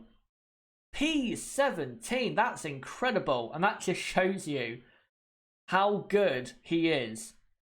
Yep, you can see there in the top left that the timer is now over. And here come the final runners across the line. Here comes Kimi Raikkonen. Where will he go? He goes P4 in the Alfa Romeo. Here comes Pierre Gasly, who goes P8. That drops Max Verstappen even further down. Here comes Giovinazzi, who goes P9. Verstappen goes now to 10th. Hülkenberg comes to the line and goes P4. Verstappen now down to P11. Perez comes to the line and goes P5. Max Verstappen, I'm telling you, is really at risk here of getting knocked out. And here comes Kubica, he's last. Daniel Ricciardo goes P5. Is there anyone else who can improve? Yeah, there is. There's about 3 other cars that can. Here comes Alexander Albon, currently P17. Goes P15. I don't think that's going to be enough. As Lance Stroll, who is currently P19, surely can have a chance of getting out of the drop zone, as Kevin Magnussen goes P12. Here comes Stroll. Stroll goes only 18th. That's not good enough from Lance Stroll. Not good enough at all. And Romain Grosjean, I don't know if Romain is on a lap or not. I'm not sure if Romain is on a lap. I don't think so. So Romain Grosjean, I think, is out. So I'll quickly replace the text a moment. Q1 is over. And yet here is a replay of Grosjean going off at the Midfield chicane. So Grosjean making a critical mistake. And here's a replay of Antonio Giovinazzi getting frustrated with traffic on his outlap. But I think getting knocked out there is Danny Kvyat, Romain Grosjean, Lance Stroll, George Russell, and Robert Kubica. Let me just make sure of that, and I'm going to quickly rewind my TV so I can quickly do the finishing order. So Leclerc ended up third. Hulkenberg was in P4. P5 was Daniel Ricciardo. And then in P6 was Sergio Perez, who I have to say did so well to get into the top 10 and was very close to getting in the top 5. So Raikkonen P7 and then Norris P8, Sainz P9. The two McLarens stayed in the pits at the end. That's how comfortable they were. Max Verstappen, I'll tell you, was very, very lucky to not get knocked out there. Vettel P10, P11. Yeah, Gasly, his lap was good enough, but that won't be good enough, of course, in Q2 if he does that again. Magnussen is P12. Antonio Giovinazzi is P13. P14 was Max Verstappen. P15 was Alexander Albon, who just made it through. I'm surprised Toro Rosso was so slow there. Danny Kvyat got knocked out in P16, and so did home driver Romain Grosjean, who honestly his F1 career looks like it's coming to a close very soon because he has been very poor this season. And then at the back, of course, is Russell and Kubica. Shout out for Russell, though, because he was actually very, very quick. So there you go. Q1 is now over. I'll quickly put a different picture on the screen of Kimi Raikkonen when he went off circuit. So I'll put that on the screen for you guys so you understand what I was talking about earlier. And by the way, don't worry, the timer will return once Q2 gets underway. There is Kimi. And I honestly think Daniel Ricciardo is definitely a lot more likely to get a penalty than Kimi Raikkonen for what happened there. I honestly think that. But there you go. Getting knocked out in Q1.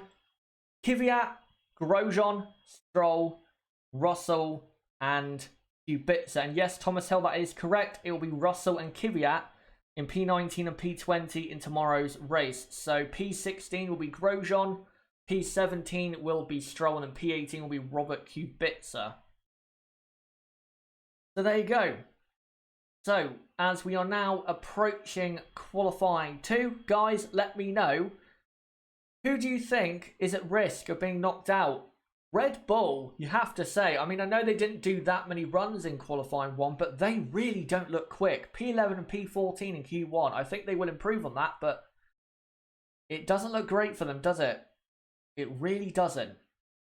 And here's just seeing a replay. Max Verstappen going massively wide at turn 1 is one of the reasons why he ended up P14. Just looking at some comments. Gross H asks what happened to Max. Basically, he I think his final lap time was, well, it was clearly good enough to get into Q2, but at the time it was good enough, but because of the way the track ramped up and because Max Verstappen stayed in the pit lane, that's why he ended up in P14. And I will say again, if Grosjean and Stroll weren't so poor today in qualifying, then I think Verstappen really could have been knocked out there. The Red Bull is not looking quick at all, and I think there is a possibility we could see a McLaren or even a Renault on the third row of the grid. It really, really is possible. Yep, Q2, by the way, is getting underway pretty soon. Probably in the next couple minutes. I'll get everything ready for that and let you guys get ready for that as well. By the way, Q2, of course, will be a 15-minute session, as I believe Q2 has started. I think, yes, it has. Let me quickly just replace the timer text. So, remaining in Q2. Is the timer correct? No, it's not. So I'll hide it just a moment. And actually, hold on. Let me just replace this. I'll hide the timer and get it synced up in about 30 seconds time for you guys. But by the way, Valtteri Bottas and Lewis Hamilton on track on medium compound tyres. And I think, honestly, because of the pace they have the right to do that. Their car looks extremely, extremely quick. The McLarens are on soft tyres, of course. There'll be no point going on mediums for them. There you go. We're now synced up perfectly. So 14 minutes to go in 14 minutes to go in qualifying 2. The live order you're seeing along the bottom of your screen, that is the finishing order of qualifying 1. I'll update that as soon as everyone sets their first lap time of qualifying 2. I just want to, though, show a picture of a Red Bull quickly. Put something different on the screen. So let me get that up. And by the way, no, Carlos Sainz is on medium compound tyres. Imagine if McLaren get through on that. That'd be a massive step forward for them. I think it's a risk, though. I wouldn't do it if I was McLaren. I'd rather qualify first on the soft and then see if you can improve later on the mediums instead of the other way round. But there you go. As Valtteri Bottas now comes to the line to start his first and what will most likely be final run in qualifying 2, as he wants to qualify on this set of tyres. Let's see how quick this Mercedes car really is. Can he break the lap record in qualifying 2? By the way, in practice 3, they were only a 1/10 of a second away from the lap record. So it really could happen already in Q2. Bottas throwing that car around. Really throwing it about.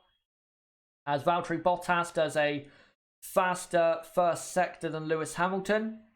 By about a 1/10 of a second as they now come up to the Mistral chicane.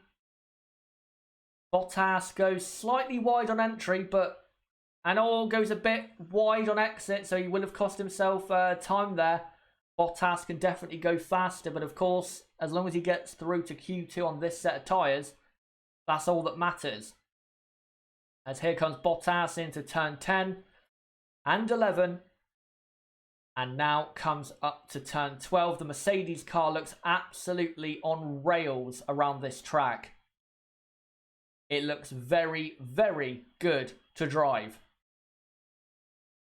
As he now comes up to the final 2 corners.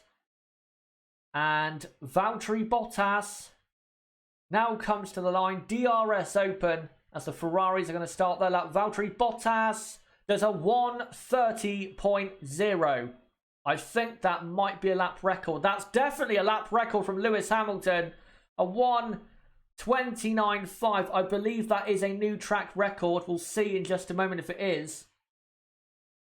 But that's a very, very quick time from Lewis Hamilton. 29.5. I don't see how anyone, even on soft tyres, can compete with that time. As I'll quickly show a picture of Valtteri Bottas coming out on track, as Bottas definitely could have gone faster in the final couple corners. Here is the Red Bull of Pierre Gasly coming into the final couple corners. He's on soft compound tyres. Red Bull cannot take that risk at all of going on the medium. So, and here's a picture. Yeah, here comes Gasly now to the line. Where will he go? Carlos Sainz, by the way, goes P5 on mediums. Where does Gasly go? P6. So Pierre Gasly is slower than Carlos Sainz, and Sainz is on a step harder compound. Let that sink in. As Kimi Raikkonen goes up to P7, we still haven't had everyone set a lap yet. As Antonio Giovinazzi goes faster than Raikkonen by about a tenth. Vettel goes P4, a second down. Leclerc goes third, but is still a second off Lewis Hamilton on the same compound of tyre. That is embarrassing for Ferrari and also Red Bull to be that far off, but that is currently the situation in Formula 1 as the two Ferraris now tour around and will now come back into the pits, I think, as Daniel Ricciardo and Lando Norris, by the way, are currently on a lap, and so is Sergio Perez. Alexander Albon is on an outlap as Valtteri Bottas is going for another run. He's about third of a tenth up on Lewis Hamilton after the first sector. And passes there the slow Ferrari of Charles Leclerc on the Mistral straight. Now comes to the Mistral chicane. And still hacksawing at the wheel, but it looks a lot more comfortable than it was in his first run, as he's about half a tenth down on Hamilton after the middle sector, but has improved his middle sector. So Bottas is going faster than he did before, as he now comes into turn 12, now into 13. Car still looking very, very good. And this time should put him probably closer to Hamilton, but still in P2. As he now comes through the final corner. Slight understeer, but that's all right. And now comes to the line. DRS open and Valtteri Bottas. No, he goes fastest by almost a tenth of a second. Great time there from Bottas then. 29.4. Those Mercedes cars are unbelievably quick. Unbelievably quick. As here comes Alexander Albon to the final corner on the soft compound tyre. As Max Verstappen, by the way, has come back out on mediums. Carlos Sainz is still on mediums. Here's Albon on softs. Albon goes P9. And here comes Carlos Sainz on mediums. And Carlos Sainz goes P3. P3 for Carlos Sainz on a step harder tyre. How has he done that? Here comes Verstappen though. Let's see what he does. Max Verstappen, he goes P3, but only a couple tenths ahead of Carlos Sainz. But McLaren are unbelievably quick. Unbelievably quick. By the way, I don't know what Daniel Ricciardo and Lando Norris are doing. They still haven't set a time, so I assume they're waiting to the end of the session. So I will update the order now with 7 minutes to go in Q2. So Verstappen is third. Carlos Sainz P4. McLaren are in a great position. By the way, Carlos Sainz is P7 in the Drivers' Championship. Just to let you know. So Leclerc P5. Vettel is P6, but I think Vettel is about to improve his lap. Let's see if he does, as Hülkenberg is P7. Here comes Vettel, medium compound, and goes P4. Not that far, again, ahead of Carlos Sainz. McLaren are really there to fight, as Leclerc now goes P3 for Ferrari. Max Verstappen then is P4. P5 is Vettel, and then P6 is Carlos Sainz. And a Hülkenberg P7, and then it's Gasly in P8 as Max Verstappen and has had his lap time disallowed for track limits at turn 6. I don't know if that's his current time or another time, but there you go. So Gasly P8. Albon is P9. That's good for him. Perez P10. Perez looking really good today. And then you got Giovinazzi in P11. P12 is the Iceman, the Kimster, Kimi Räikkönen. And then P13 is Kevin Magnussen. And then it's Ricciardo and Norris, P14 and P15. Ricciardo and Norris, though, have not set a time so far in qualifying 2, as Lando Norris is now starting his first proper run of qualifying 2.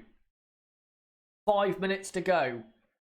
Let's see what Lando Norris on a medium set of compound of tyre. Let's see what he can do. By the way, Rise, yep, I'm still going to stick with my prediction. I think it will come true. As Lando Norris doesn't do that great of a first sector. I mean, it's 3.5 tenths down on Bottas, but it's not a faster first sector compared to his others. As he now comes up to the Mistral chicane.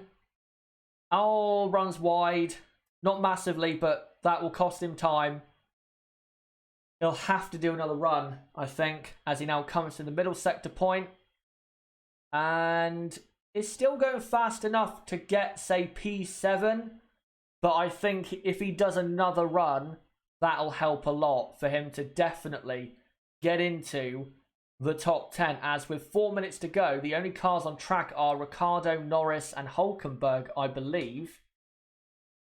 And also Kevin Magnussen as well. Magnussen's on track now. Here comes Norris then. Final corner. Let's see if he does have the pace from practice 2, practice 3 and also practice 1. Here he comes to the line. Lando Norris goes P7 on a 30 points. I was going to say 30.7, a 30.5. So Norris is P7 as Daniel Ricciardo should be finishing his lap very, very soon. The Hülkenberg is P8. By the way, Pierre Gasly, P9. He's really at risk of being knocked out. Albon is P10. And then P11, I believe, is Perez. And then it is Giovinazzi. As Daniel Ricciardo goes P7. I'll update that in a moment. Actually, I'll just do it right now. So Ricciardo P7. Also on the medium compound tyre. The top 9 runners are on medium compound tyres. That's incredible. We haven't seen this in a long time, where the harder compound is actually performing faster in qualifying than the softest compound. That might be interesting to look at for qualifying 3.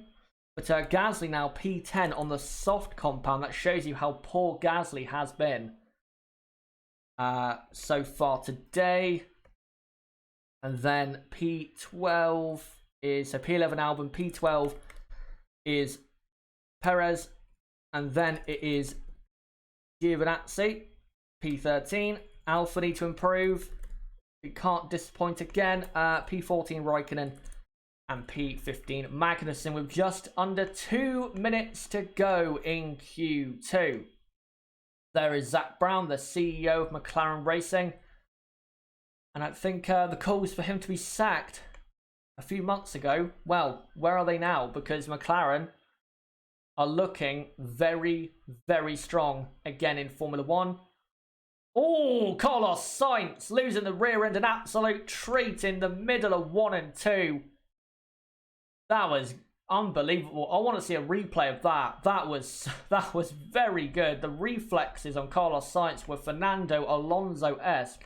He is very similar to Fernando Alonso in his driving style, throwing the car about, but that was very, very harem-scarum stuff. Here is Valtteri Bottas, by the way, when he was on that lap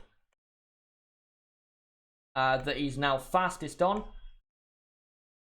Carlos Sainz is now coming up to the middle sector. Is he improving at all? No, I think Carlos Sainz at this point should... Well, he can't back off because he's only got 35 seconds until the session ends. Got 35 seconds to get to the line. He should get to the line from here, considering there's only...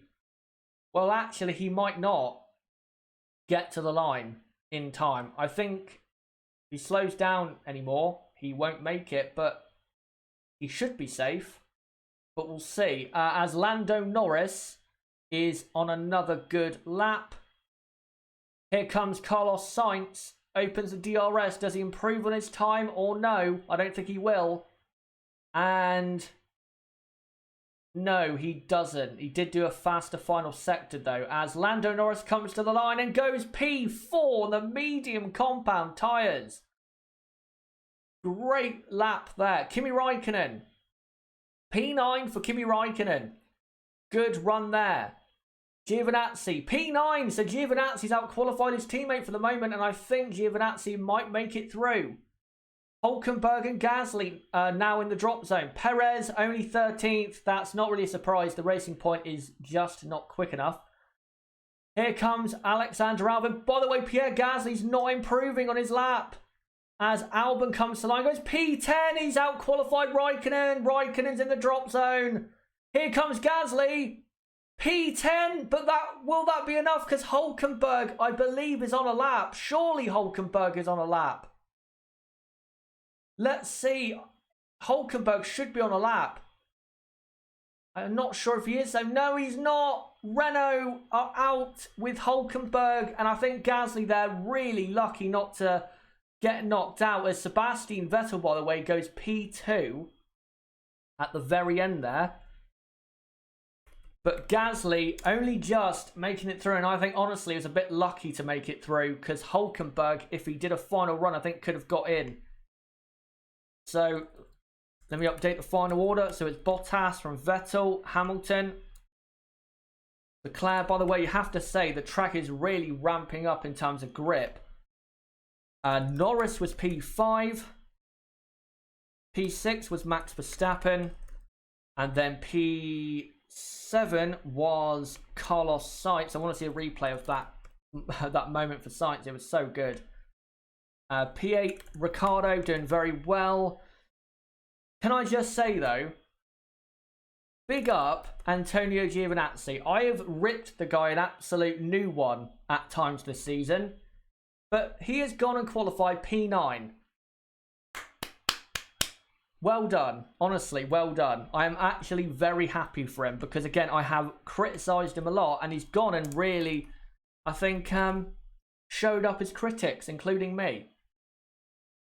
But knocked out in Q2, Alexander Albon. I think Albon did well there, P11. Raikkonen P12 will be disappointed. Hulkenberg will be massively disappointed in P13. Perez P14, he won't be too disappointed. And Magnussen P15, it's not really surprised. The Haas car is absolutely terrible. But yeah, that is, and I'll quickly update the text, that is the end of Q2, and Q3 will be underway very shortly. As yeah, there you go. And yeah, let me know what you think about Antonio Giovinazzi there, because I was really impressed by that. About qualified Kimi and get in the top 10 and be ahead of a Red Bull. Again, bravo, really bravo, well done. And I have to say, in the last couple races, he has started to impress me. He's definitely improving. There's no doubt about that, and he is starting to prove me wrong.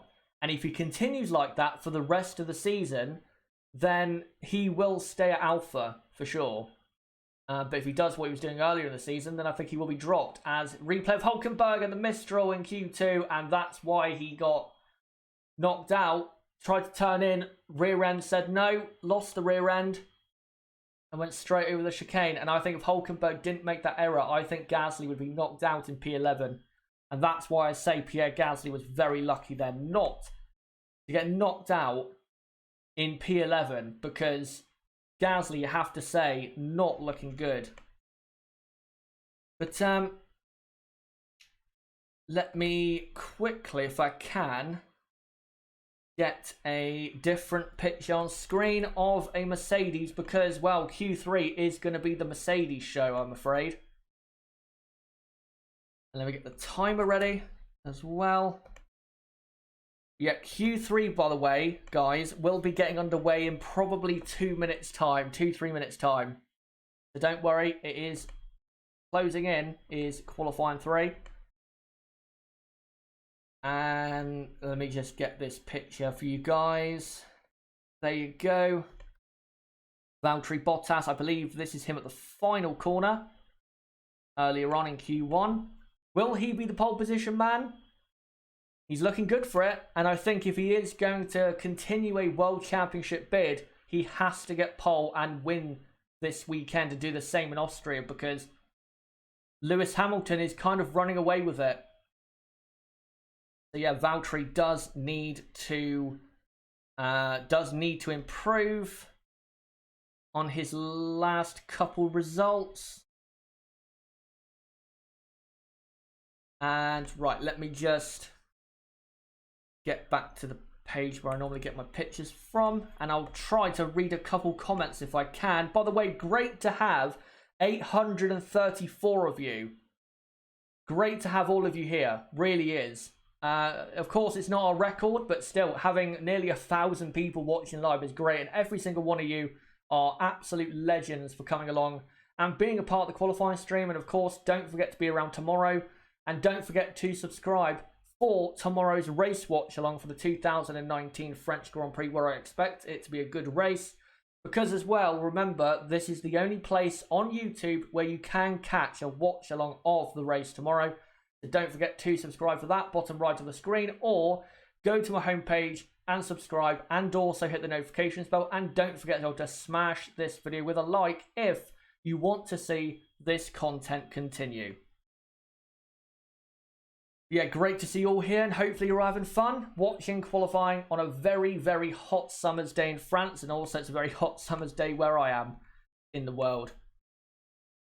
But yeah, qualifying is... qualifying 3 will be underway shortly. I'll get the text ready, and I'll let you know when qualifying 3 gets started, of course.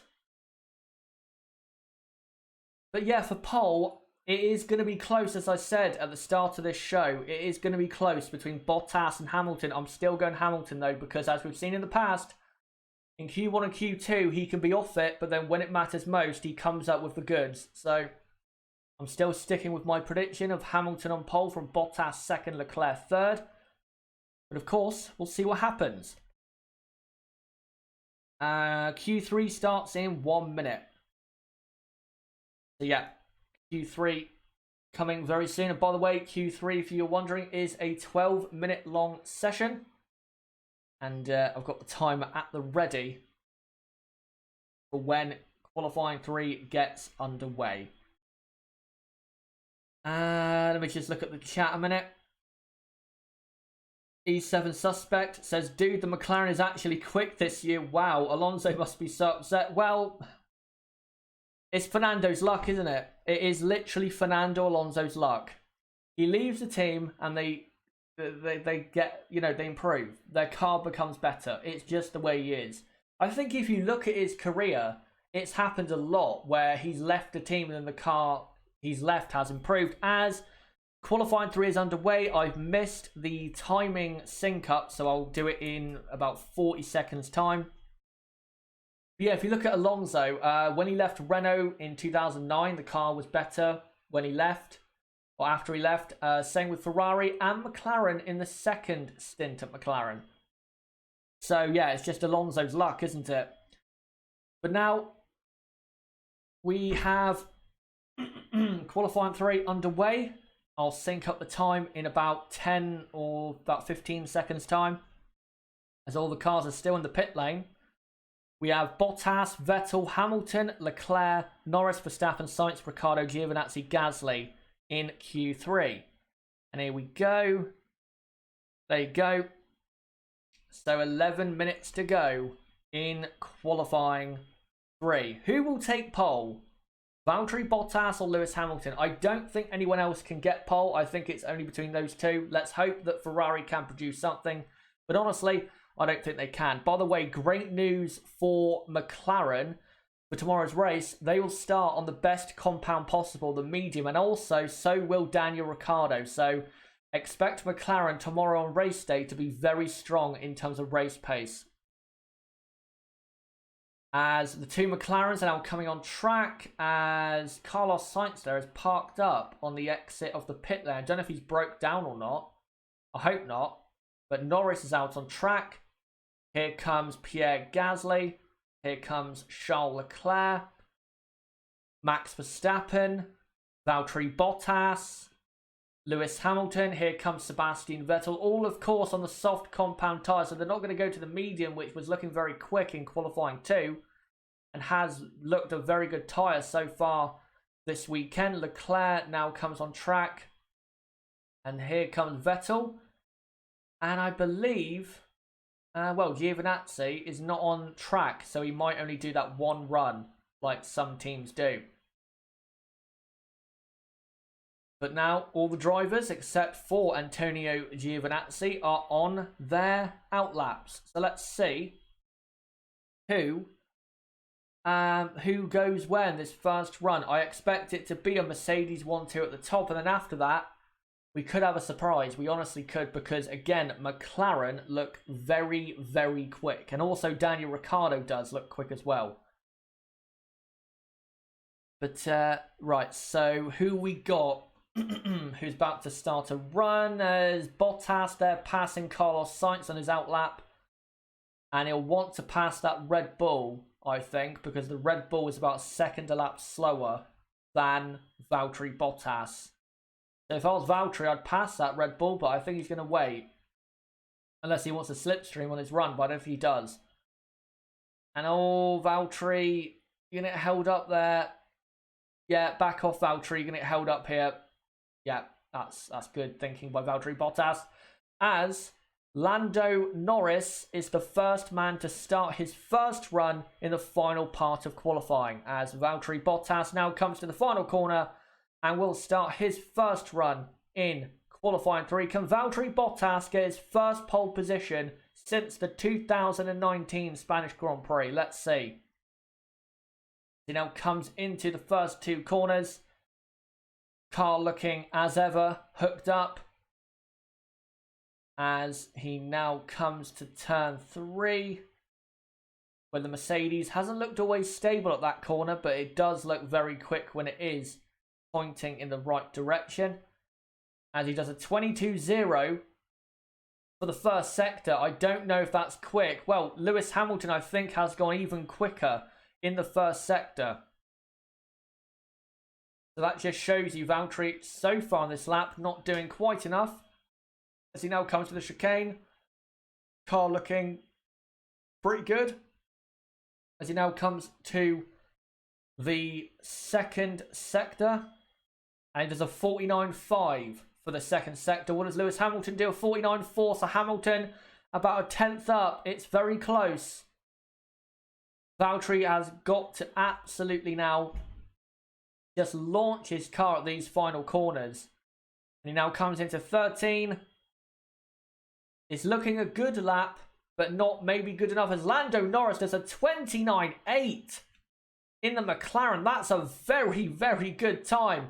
Gasly goes 0.7 of a second slower. Verstappen goes fastest on a 29.6. Here comes Valtteri Bottas on a 1:28.6, and Lewis Hamilton goes even faster at 28.4. Mercedes rolling over the competition as Carlos Sainz goes P4. What an unbelievable time that is, a 28.4. Goodbye Ferrari and Red Bull Racing. Here comes Charles Leclerc, 29.0, not too bad of a time, only half a second down. Here comes Vettel, I think, has made a mistake. Yeah, Vettel's pitted. Vettel has pitted. But Hamilton, as I said, when it comes to the final part of qualifying, he produces when it matters most. And so far, he has. So it's Hamilton from Bottas, and then And here's a replay of Vettel at turn 1. Turns in, loses the rear end in the middle of the corner. But Leclerc is third, and then it's Max Verstappen in P4, and then loses it a bit. Does Vettel? He goes off the track, so he would have had his time deleted, I think. Verstappen is fourth, and then fifth and sixth on the third row for the time being, I stress, is the two McLarens of Carlos Sainz and Lando Norris. And P7, Daniel Ricciardo. P8, Pierre Gasly. Well, I've made the point clear over the last couple of weeks and in my video last week why Gasly's not good enough for Red Bull and why he should be dropped. And so far, this weekend, and so far in qualifying, you have to say, I'm being proven very, very correct on that. But there you go. That is the current order for the top 10 remaining in Q3 with just under 5 minutes to go. So just under 5 minutes to go. By the way, I've just seen we're just under 1,000 viewers. So hopefully we can just about get to 1,000 as qualifying 3 and qualifying in general comes to its crescendo. I'm just going to put a different picture on screen for you guys. And yeah, I'm going to put a picture on screen of the man I believe will be on pole. And I tell you, if Mercedes can go even quicker, they might have to stop Mercedes, honestly, the FIA, because they are unbelievably quick out there in the 128s. That is honestly unbelievable how quick that is. Here is Hamilton, who with 4 minutes to go is the provisional pole position man. Can he hold on to it? We'll see. I think Bottas can definitely do a better lap. So, yeah, we'll see in about 3.5 minutes' time. And I'll come to the chat, by the way, guys, in just a moment, just to see a couple comments. And then we'll get back into qualifying 3. And, yeah, we've gone over 1,000 viewers. Thank you, guys, so much for that. Again, hitting just incredible viewership. I cannot thank you guys enough. So, thank you guys so much for being a part of this stream and for, you know, providing what you do to the stream, because trust me guys, every single one of you do provide something to the success of the stream. As, by the way, Antonio Giovinazzi has now come out on track, and I think honestly Giovinazzi could go faster than Gasly. Gasly could end up 10th, as what's happening here with Charles Leclerc, they're rushing to get him out on track. They look like they're all over the place, Ferrari. They look like they're extremely unorganised. With Vettel and Leclerc getting out on track very late. And so is that Max Verstappen? Yes, it is. So Verstappen and the two Ferraris now on track. So everyone is now on circuit with 2.5 minutes to go. In qualifying 3, who's going to get pole? Is it going to be Lewis Hamilton or Valtteri Bottas? I think it'll be very close at the end. And you never know, if they can improve even more, we could see a lap time in the 1:27s, which would be amazing if that did happen. But here comes Leclerc and Vettel on the start of their outlaps. With 2 minutes to go in qualifying 3. And I think the first runners to start their laps for the final run will be the two Mercedes cars. And yet, there you go. That's Bottas ahead of Hamilton at the very end of the lap on their outlap. So here we go. Bottas will go first. Hamilton will go second. But will it be Bottas first ahead of Hamilton second when it matters in 90 seconds time? Here comes Valtteri Bottas through the final corner. And Valtteri Bottas now starts his run for pole position. It's got to be a better lap. He needs about 2 to 3 tenths of a second, I think, to really be there for pole. And Valtteri, yeah, looking very good there in turns 1 and 2. Now into turn 3. Throw that baby into that corner, and he absolutely does. Over the curb. And does It's a slower first sector though than it was before. Quarter of a second down. Hamilton also slower than his previous best first sector, but it's still 0.2 faster than Bottas. So Valtteri not having enough speed in the first sector. Can he do anything about it in the second and third sectors of the track? Let's see. As he comes up to the middle sector, how quick is Valtteri? No, Valtteri, I don't think he's going to get pole. He's about half a second down. Valtteri, I think, has blown it. And Lewis Hamilton has just done the fastest middle sector and is about 1.5 tenths up on his previous best. So Valtteri Bottas, unless he produces the Ayrton Senna-esque end to his lap, is going to finish in P2, surely. As here comes Bottas into the final call. Bottas, rear end all over the shop, and he's definitely P2. And Lewis Hamilton, who's right behind him, is now going to surely take pole position, and Hamilton does go faster at 28.3, and Lewis Hamilton is on pole position. Let's see what happens with the other times though. Here are the McLarens. Lando Norris. Can McLaren get onto the second row? By the way, new track record that was for Hamilton, a 28.3. Here comes Lando Norris in the McLaren, who's currently P6. As Gasly improves his time, Giovinazzi goes P9. That's a poor time from Giovinazzi. Sainz goes P4 ahead of Verstappen. Here comes Lando Norris, who goes P4 as well. Can Max Verstappen displace them? Here comes Max Verstappen, and he does. Verstappen goes back up to P4, but Norris out-qualifies Carlos Sainz. Here comes Daniel Ricciardo, P7. What can Vettel do? Comes to the line. Sebastian Vettel, P7! What's happened for Vettel? He's gone P7. And Leclerc's P3. Vettel has had a terrible end to his lap, and McLaren have a third row lockout at the 2019 French Grand Prix. Who saw that coming? As Sebastian Vettel, again I repeat, P7. Ricciardo P8, Gasly extremely poor in P9. I don't care what anyone says. Look at Max Verstappen, he's P4. That's where he should be, in that area. He should definitely be in and amongst the McLarens. And then Giovinazzi is P10. But what an interesting end to qualifying then. Vettel P7. And with the way Ferrari are with their race pace after Friday, I'm telling you, that might happen in the race as well. But yep, it is Lewis Hamilton, by the way, on pole position. And let me just quickly update the text.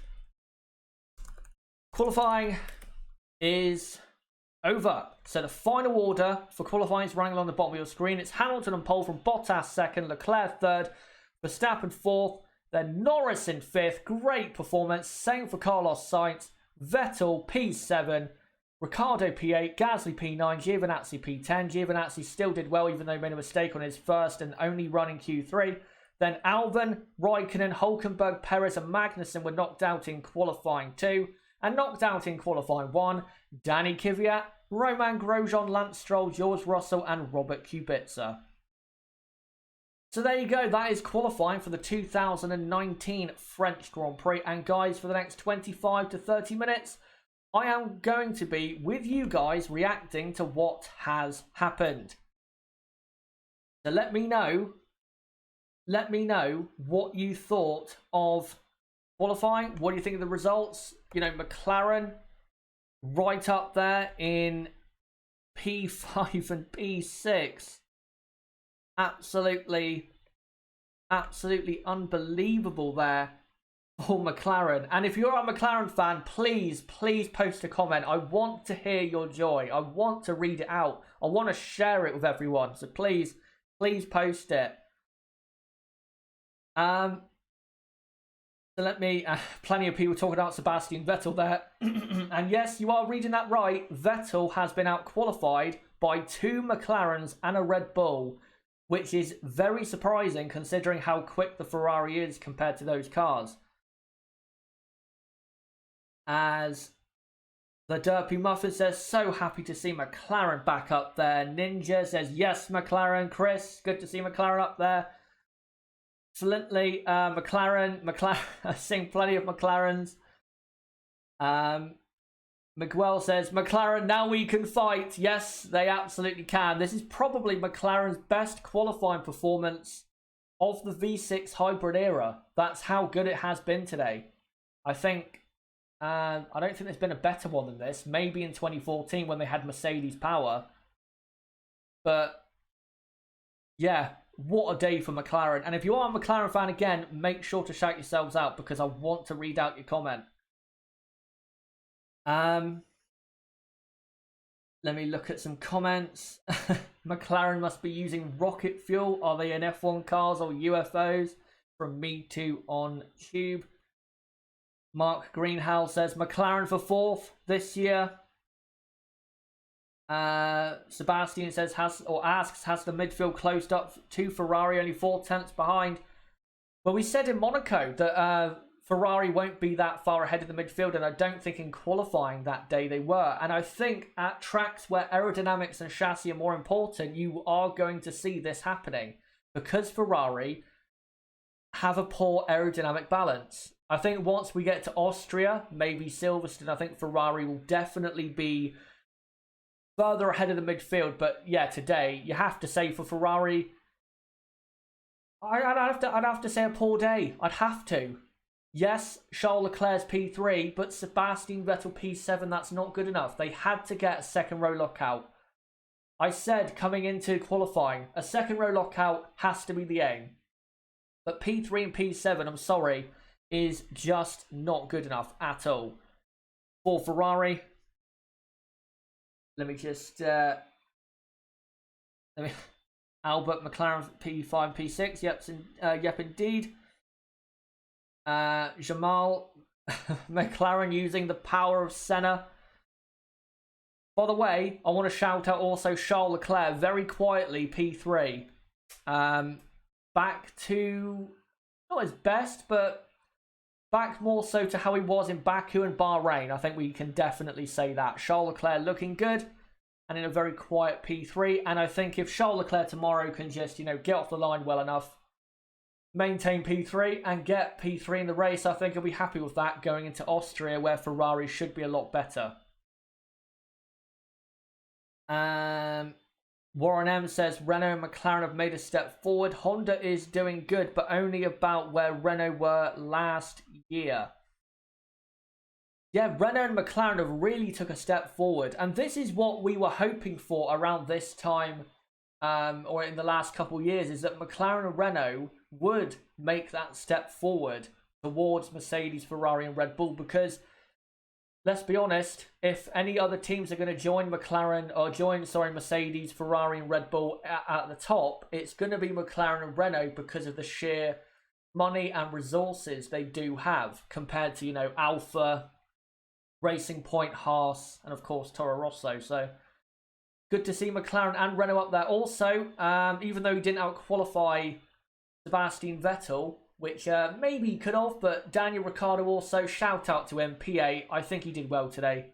I don't think the Renault today was good enough to be in McLaren's position. I think we've seen it all of this weekend, that the Renault has not been as quick as the McLaren. The Renault has been the 5th fastest car this weekend. That's why Nico Hülkenberg will be very disappointed with his performance. Also, again, shout out Antonio Giovinazzi, top 10 finish, and he's going to start there. Hopefully no turn 1 issues for him.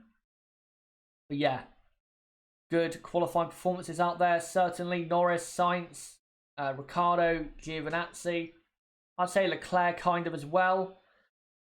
By the way, Max Verstappen, again, doing the best he can, putting the car in the best position he can. P4 on the grid, nobody expected that. So great there for Max as well. Right, let me find some other comments here.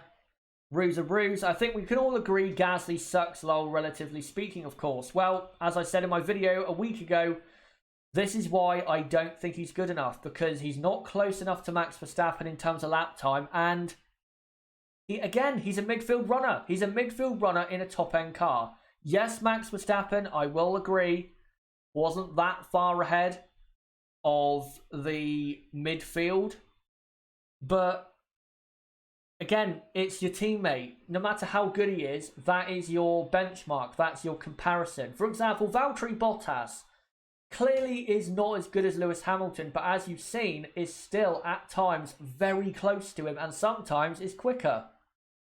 Even though, of course, he isn't as good. So, even if you're not as good, it doesn't give you an excuse to be, miles off. So, yeah, again, Gasly, really poor, P9. And by the way, making it even worse is that the top 8 runners, the 8 runners ahead of him, start on the medium, which is the better tyre for the race. So Gasly, I'm not even sure will score points tomorrow. That's how bad he has been today, and that's how bad of a situation he finds himself in because of the tyres he does start on. By the way, everyone in the top 10 tomorrow starts on medium tyres except for Pierre Gasly and Antonio Giovinazzi. And then, of course, outside the top 10, it's most likely going to be medium and hard compound runners.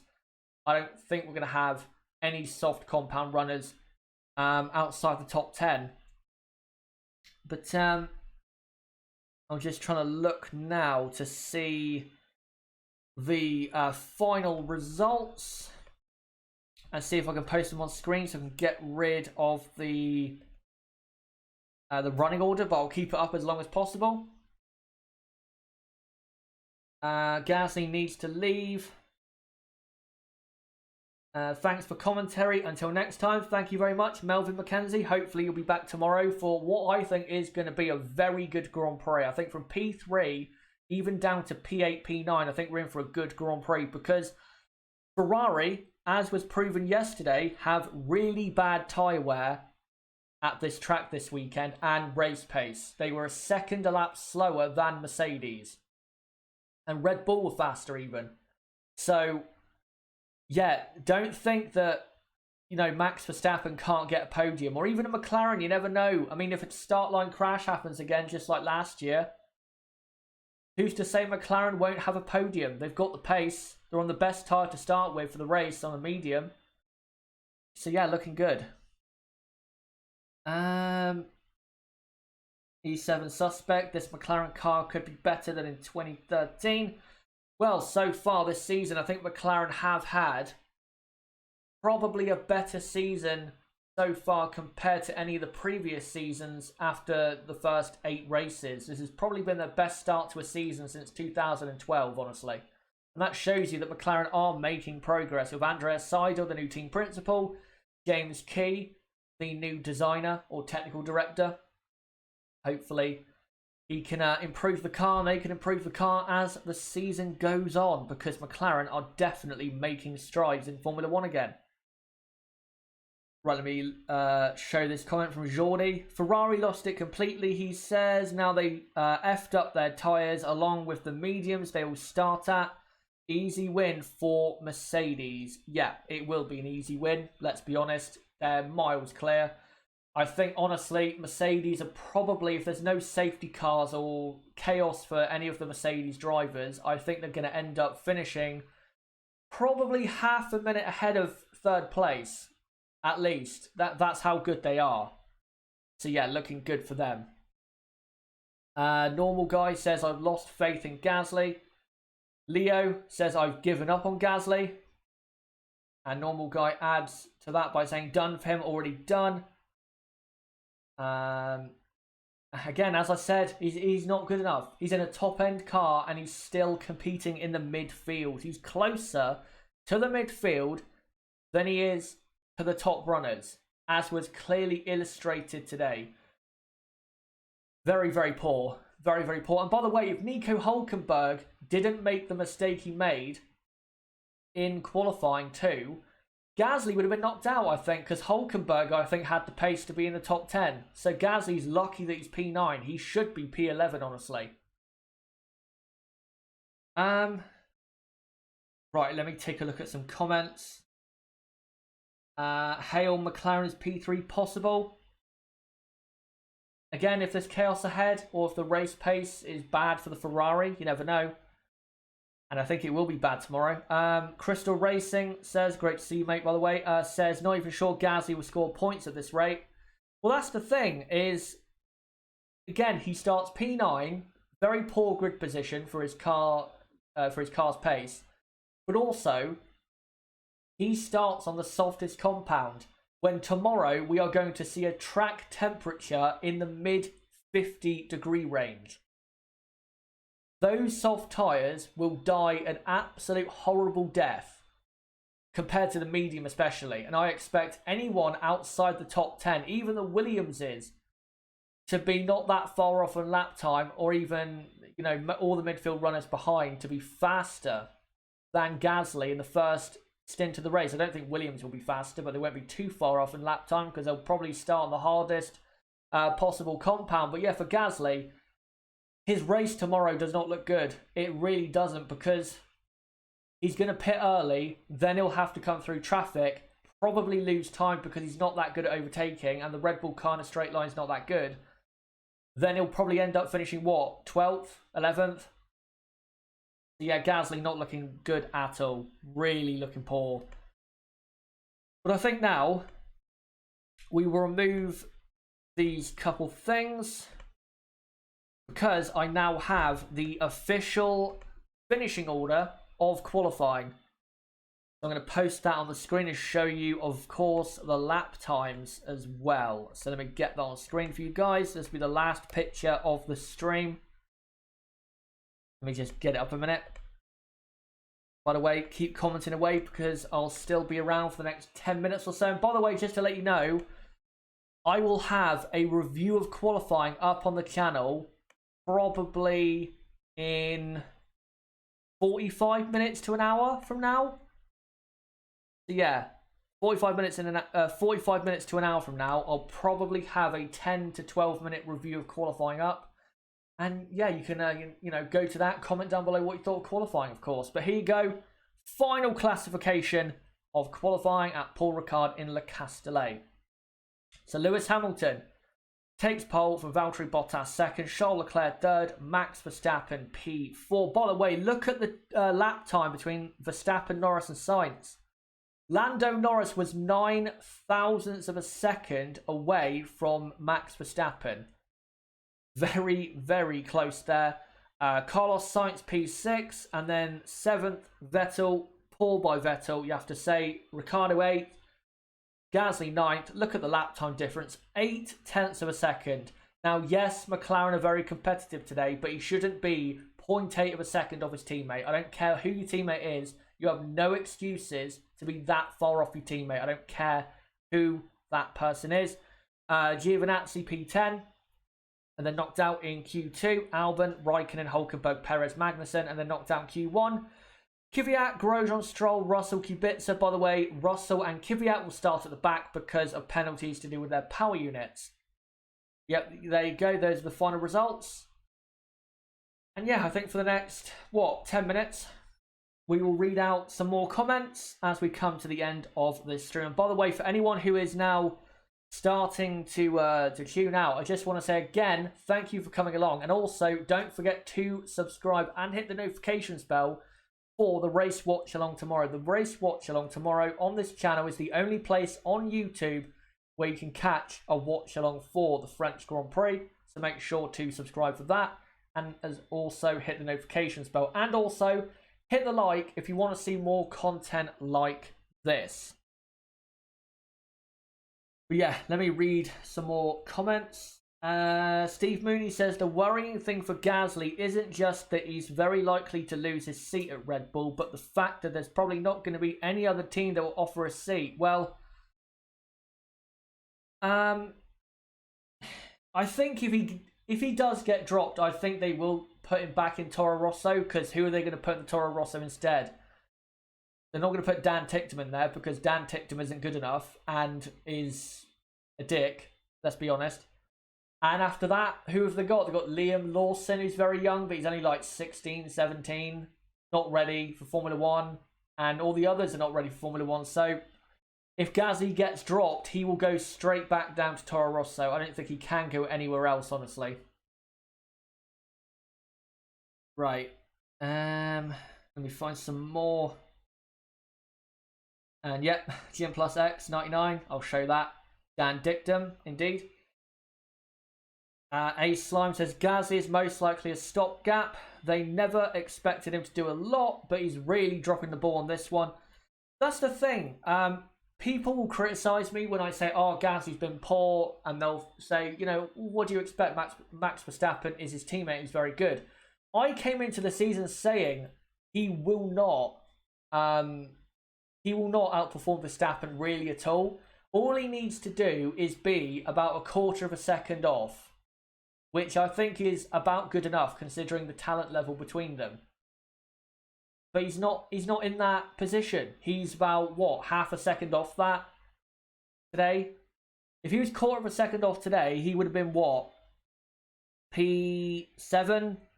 Which, even though, yes, is still not quite good enough, at least because the McLarens are so quick, you could say, well, McLaren are quick and Red Bull don't have the pace right now. So, you know what I mean? If Gasly was closer to Verstappen, then he wouldn't be in this type of bad position, but he's just not doing it right now. He hasn't really done it at all this season. He hasn't done anything this season where I can say, well done.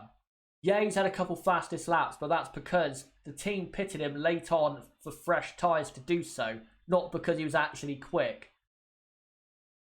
So, again, this season, not good enough for me. And I'll ask this to you guys. What this season has Pierre Gasly done which has actually been impressive? Other than the fastest laps, which, again, you have to remember, the team pitted him late on in those races to get that. Other than that, what has Pierre Gasly actually done that has been, you know, properly noteworthy or impressive? I can't think of anything. And that is not good. That really, really is not good. Right, let me look at some more comments here for the next few minutes. Tonka Toy Truck, Vettel bottles it again. This is the thing. We haven't actually seen what he did on his lap. So I'm not going to say yet if he bottled it. But if he did make a mistake, then of course he did. You have to say so. Because he should be P4. Look at the time difference between Leclerc and Verstappen. Vettel should be fitting right in between those two. So, yeah, I think Vettel definitely not doing well there. Vettel may have had gearbox issues.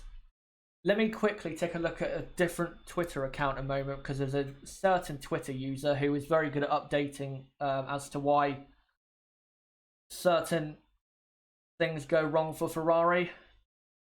Let me take a quick look and see what's going on. So Vettel apologised for P7, said he had no feeling for the car and that it was worse with the grip. So basically, he bottled it. Right, I'll read out probably a couple more comments, guys, and then I will come to the end of the stream, and yeah, I'll get the qualifying review recorded and ready for you guys very, very soon. Sammy Khan asks, will you stream the sessions? Yes, I am. Well, not streaming, you know, the live footage of them, but I will be doing a watch along for the race tomorrow. And again, it's the only place on this website you can catch one. Right, let me find a couple more. And yeah, by the way, Vettel didn't have a gearbox issue. He literally said he had no feeling for the car and that it was worse with the grip. So yeah, that's not gearbox, that's just not producing a good enough lap when it mattered. Sebastian says Seb said he had no pace. Yep, indeed. Vettel has more excuses. Indeed. Right, let me find a couple comments to end on. and then I will come to the end of the stream and let you guys know of the exact timings of such videos and streams for the qualifying review and the race watch along tomorrow. And the final comment that I will read out is from Thomas Hill, who says, personally, I think the only person Dr. Marco could put in the Toro Rosso could be Patrick O'Ward, I believe his name is, who is doing superb in his rookie IndyCar season. He absolutely is. I think he won a race in IndyCar this season, or he's at least, getting good results. And then says, Dan Ticktum isn't ready. He's doing awful in Super Formula. Exactly. He's not even a top 3 or 4 runner in that series, and that's terrible. So Toro Rosso don't really have any drivers to promote right now, nor really do Red Bull Racing. But guys, that has been it for the qualifying watch along here in France, a very hot south of France. Thank you guys for coming along. Great to have you all along. Great for you guys to contribute as you normally do.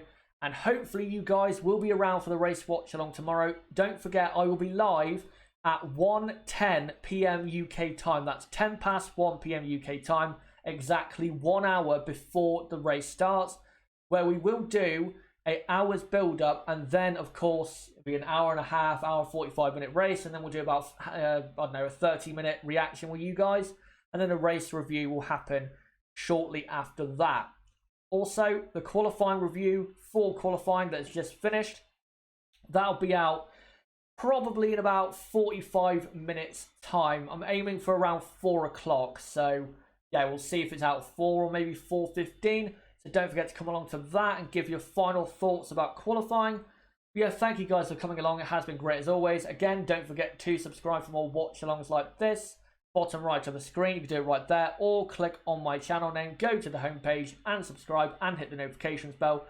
Also, like this video for more content like this, and also don't forget to join my Discord server. That is the best place for notifications for my videos and streams, and also that is the hardcore Chazza HDF1 community. We have about 250 people in that server, I think, maybe even more.